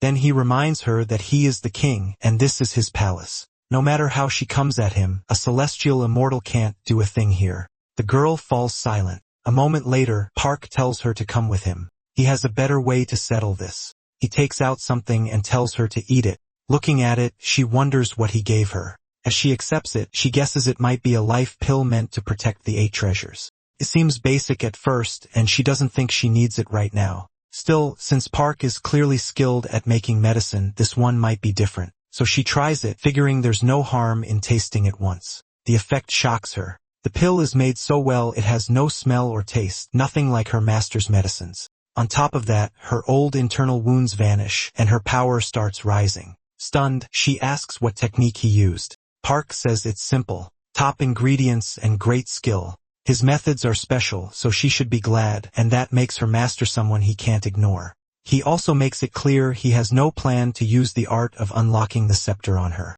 Instead, he asks what she thinks about pretending to be husband and wife. She asks if he really believes her master wouldn't learn the truth, and Park counters by asking whether her master wouldn't want the medicine he can make. That makes her realize what he's getting at. Park says he'll keep refining pills for her, so she should hand over the blue void eye. After feeling the pill boost her strength, she has no reason to doubt him. She agrees, but asks for one promise. Since the blue eye is so valuable, he has to tell her before he uses it. Park jokes that if she ever thinks he's wasting it, she'll just run crying to her master. Then she asks what he even plans to do with it. Park answers that he's going to brew liquor with it. That leaves her stunned, and she starts wondering if giving it to him was a mistake. Sometime later, Park is already drinking what he made. He notices the medicine's raw potency dropped a little, but now it works faster, lasts longer, and is far more useful overall. Since he's tested enough, he decides it's time to make something proper with the blue eye. Not long after, the same girl shows up again. For some reason, she's drunk and starts rambling at Park. She demands he give her more, saying he promised. Fed up, Park asks his subordinate to deal with her. That only makes her madder. She complains that he can't just ignore people, then blurts out that her father is a high-ranking firefighter honored by the president. She adds that he's an old man who sneaks around thinking nobody will notice. That catches Park off guard. He realizes he may have learned something useful. Now he just needs to think of a way to use that information later. But first, he needs to make proper use of the item in front of him. A few days later, Park heads to a secluded part of his forest. He thinks it's the right place. These ingredients are so strong that their scent alone could alert the immortals of Seoul. He opens the jar, and light spills out from inside. The smell alone is enough to make him feel drunk. The drink is made from immortal peach essence, and the peaches grew bigger and sweeter thanks to fertilizer made from bee corpses. As he pours a cup, Park admits this stuff really could drive someone mad. Then he notices someone behind him, quickly puts on his mask, and thinks it may be an immortal since he never sensed the approach. The stranger tells him to relax. He's just a man who loves fine alcohol. Park then recognizes him. The elder asks if he can have a taste. That aroma is simply too tempting. Park generously offers him a cup. The man is thrilled. Calling Park generous, he gladly accepts and takes a drink. Right away, he says it's the best liquor he's ever had and that he hasn't tasted anything like it in ages. Park reminds him that he once said if he died, he'd never taste good liquor again.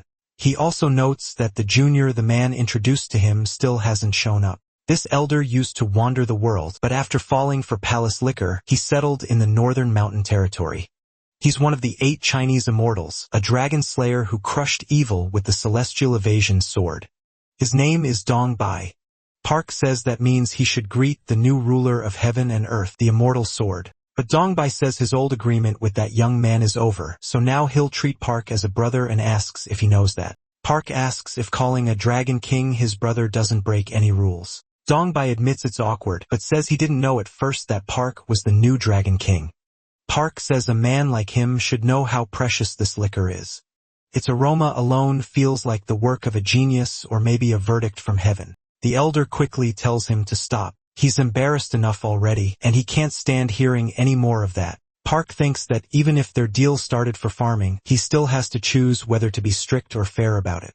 He then says his seniors might scold him if they heard Dong by using such a high title for him, so they should take the liquor and head together to his ancestral sanctuary. Dong Bai says that sounds perfect. He thanks Park for saving his life and says if Park ever needs help, he only has to ask. Park immediately asks for a favor. The celestial evasion sword is a legendary sword art. It was tied to the mysterious immortal Long, who became obsessed with slaying a demonic dragon. Though he used only one sword, the art was unlike normal martial techniques. It wasn't based on common power methods. Both men had mortal bodies and fought with swords, which made it even more useful to Park. So Park asks Dong Bai to teach him the sword technique, figuring there's no reason not to learn it. 2 days after leaving the demon's lair, a giant creature crawls through the area. Inside a house, a boy tells his brother everything will be okay and time will heal things. Then the creature appears, and the boy rushes toward it. Tears in his eyes, he clings tightly to his brother. Just then, Park arrives and says this place has some good fertilizer. He attacks at once and easily knocks the creature down. The boy is stunned that he's still alive. Park says he just gained more fertilizer, then notices the 2 children there. Once he understands, he realizes they were being used as sacrifices. That makes him furious. The creature gets back up and charges, shouting that it will kill him first. An explosion follows, and within seconds, the monster is beaten again. The boy had thought nobody would save them, and they were doomed. But then he freezes in shock. Park is standing over the creature, and the monster can't believe he's alive after being swallowed. Park readies another strike and carves into the beast again, saying this won't happen twice. Then he smiles, activates his special skill, vanishes, and appears above the creature in an instant. He unleashes another barrage of slashes and seems to finish it for good. Even so, Park is still frustrated because the celestial evasion technique is hard for him. He never expected his senior to train him by throwing him off a cliff, but it worked out, and with monsters gathered in this place, it became the perfect training ground. Soon after, one of the boys comes up and thanks him. Park asks if the 2 of them are from the immortal world. The boy says yes, though he himself inherited no powers. Only his family line's shamanic language remained. Then voices nearby ask who's there, and Park's spirit attacks them at once. Park stands beside the spirit watching coldly. He remembers what the boy told him. Their mother was a shaman, and after the monsters appeared, the city started offering people like them as sacrifices. After the boy's uncle was eaten, his mother tried to act by making iron, but the soldiers found out and stormed in. They brutally killed her. Angry, Park thinks she was only trying to protect the village. He puts a hand on the boy's shoulder and tells him not to cry. He'll avenge his family. Back in the present, the boy fights beside Park's spirit, smashing into the building again and again, and Park notes that the spirit has been acting more loyal lately. Maybe they finally understood the gap between them now that Park had become a dragon. The spirit also got along with the bear way better than Park expected. A moment later, the spirit comes back, carrying a man in its mouth. Park says he first thought the guy was a fairy or some kind of immortal, but he was really just a monster using a human body.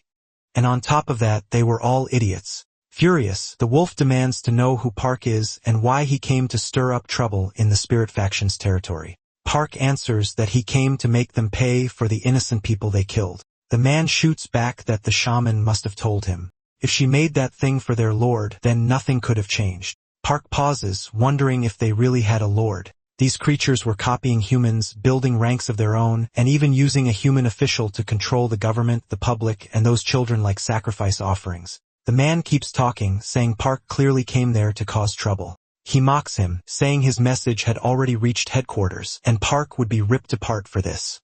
Park just glares at him and orders him to lead the way. He wants to see their strength for himself. The man hesitates and asks if Park is that eager to die. Sometime later, Park and his spirit fly toward the place he was told about. Driven out and pressured by the immortals, lost supernatural beings from China and South Korea had gathered in the empty land of North Korea and formed the spirit faction, now ruled by Mr. Tenga, the white tiger who had slept for over 1,000 years. He had reached the level of an 8th-class divine being. High in the air, Park spots a fight below where bodies are being eaten by beasts. He realizes they aren't just pretending to be human. They're openly eating people too. Disgusted, he prepares a spell and calls them filthy. Then he sends a spinning tornado straight at them. The creature can only stare in shock. And right after that, Park tells them to let the wolf go. The wolf panics and begs not to be thrown. Park ignores him and hurls him right into the tornado. He watches coldly until an explosion suddenly erupts. Amid the chaos, a man asks what is going on. He says a powerful being must be behind the attack, while Park is surprised the wolf escaped the tornado so easily. The wolf keeps talking, stunned because he thought Park was just some nobody who dared speak to him so casually. Then he orders his followers to attack, but a bolt of lightning instantly drops one of them. And when he turns around, the rest of his men are already defeated. Seconds later, 2 serpents appear in front of the wolf. Park says they must be hungry so they can use their strength tonight. He tells them not to keep him waiting and to end it fast.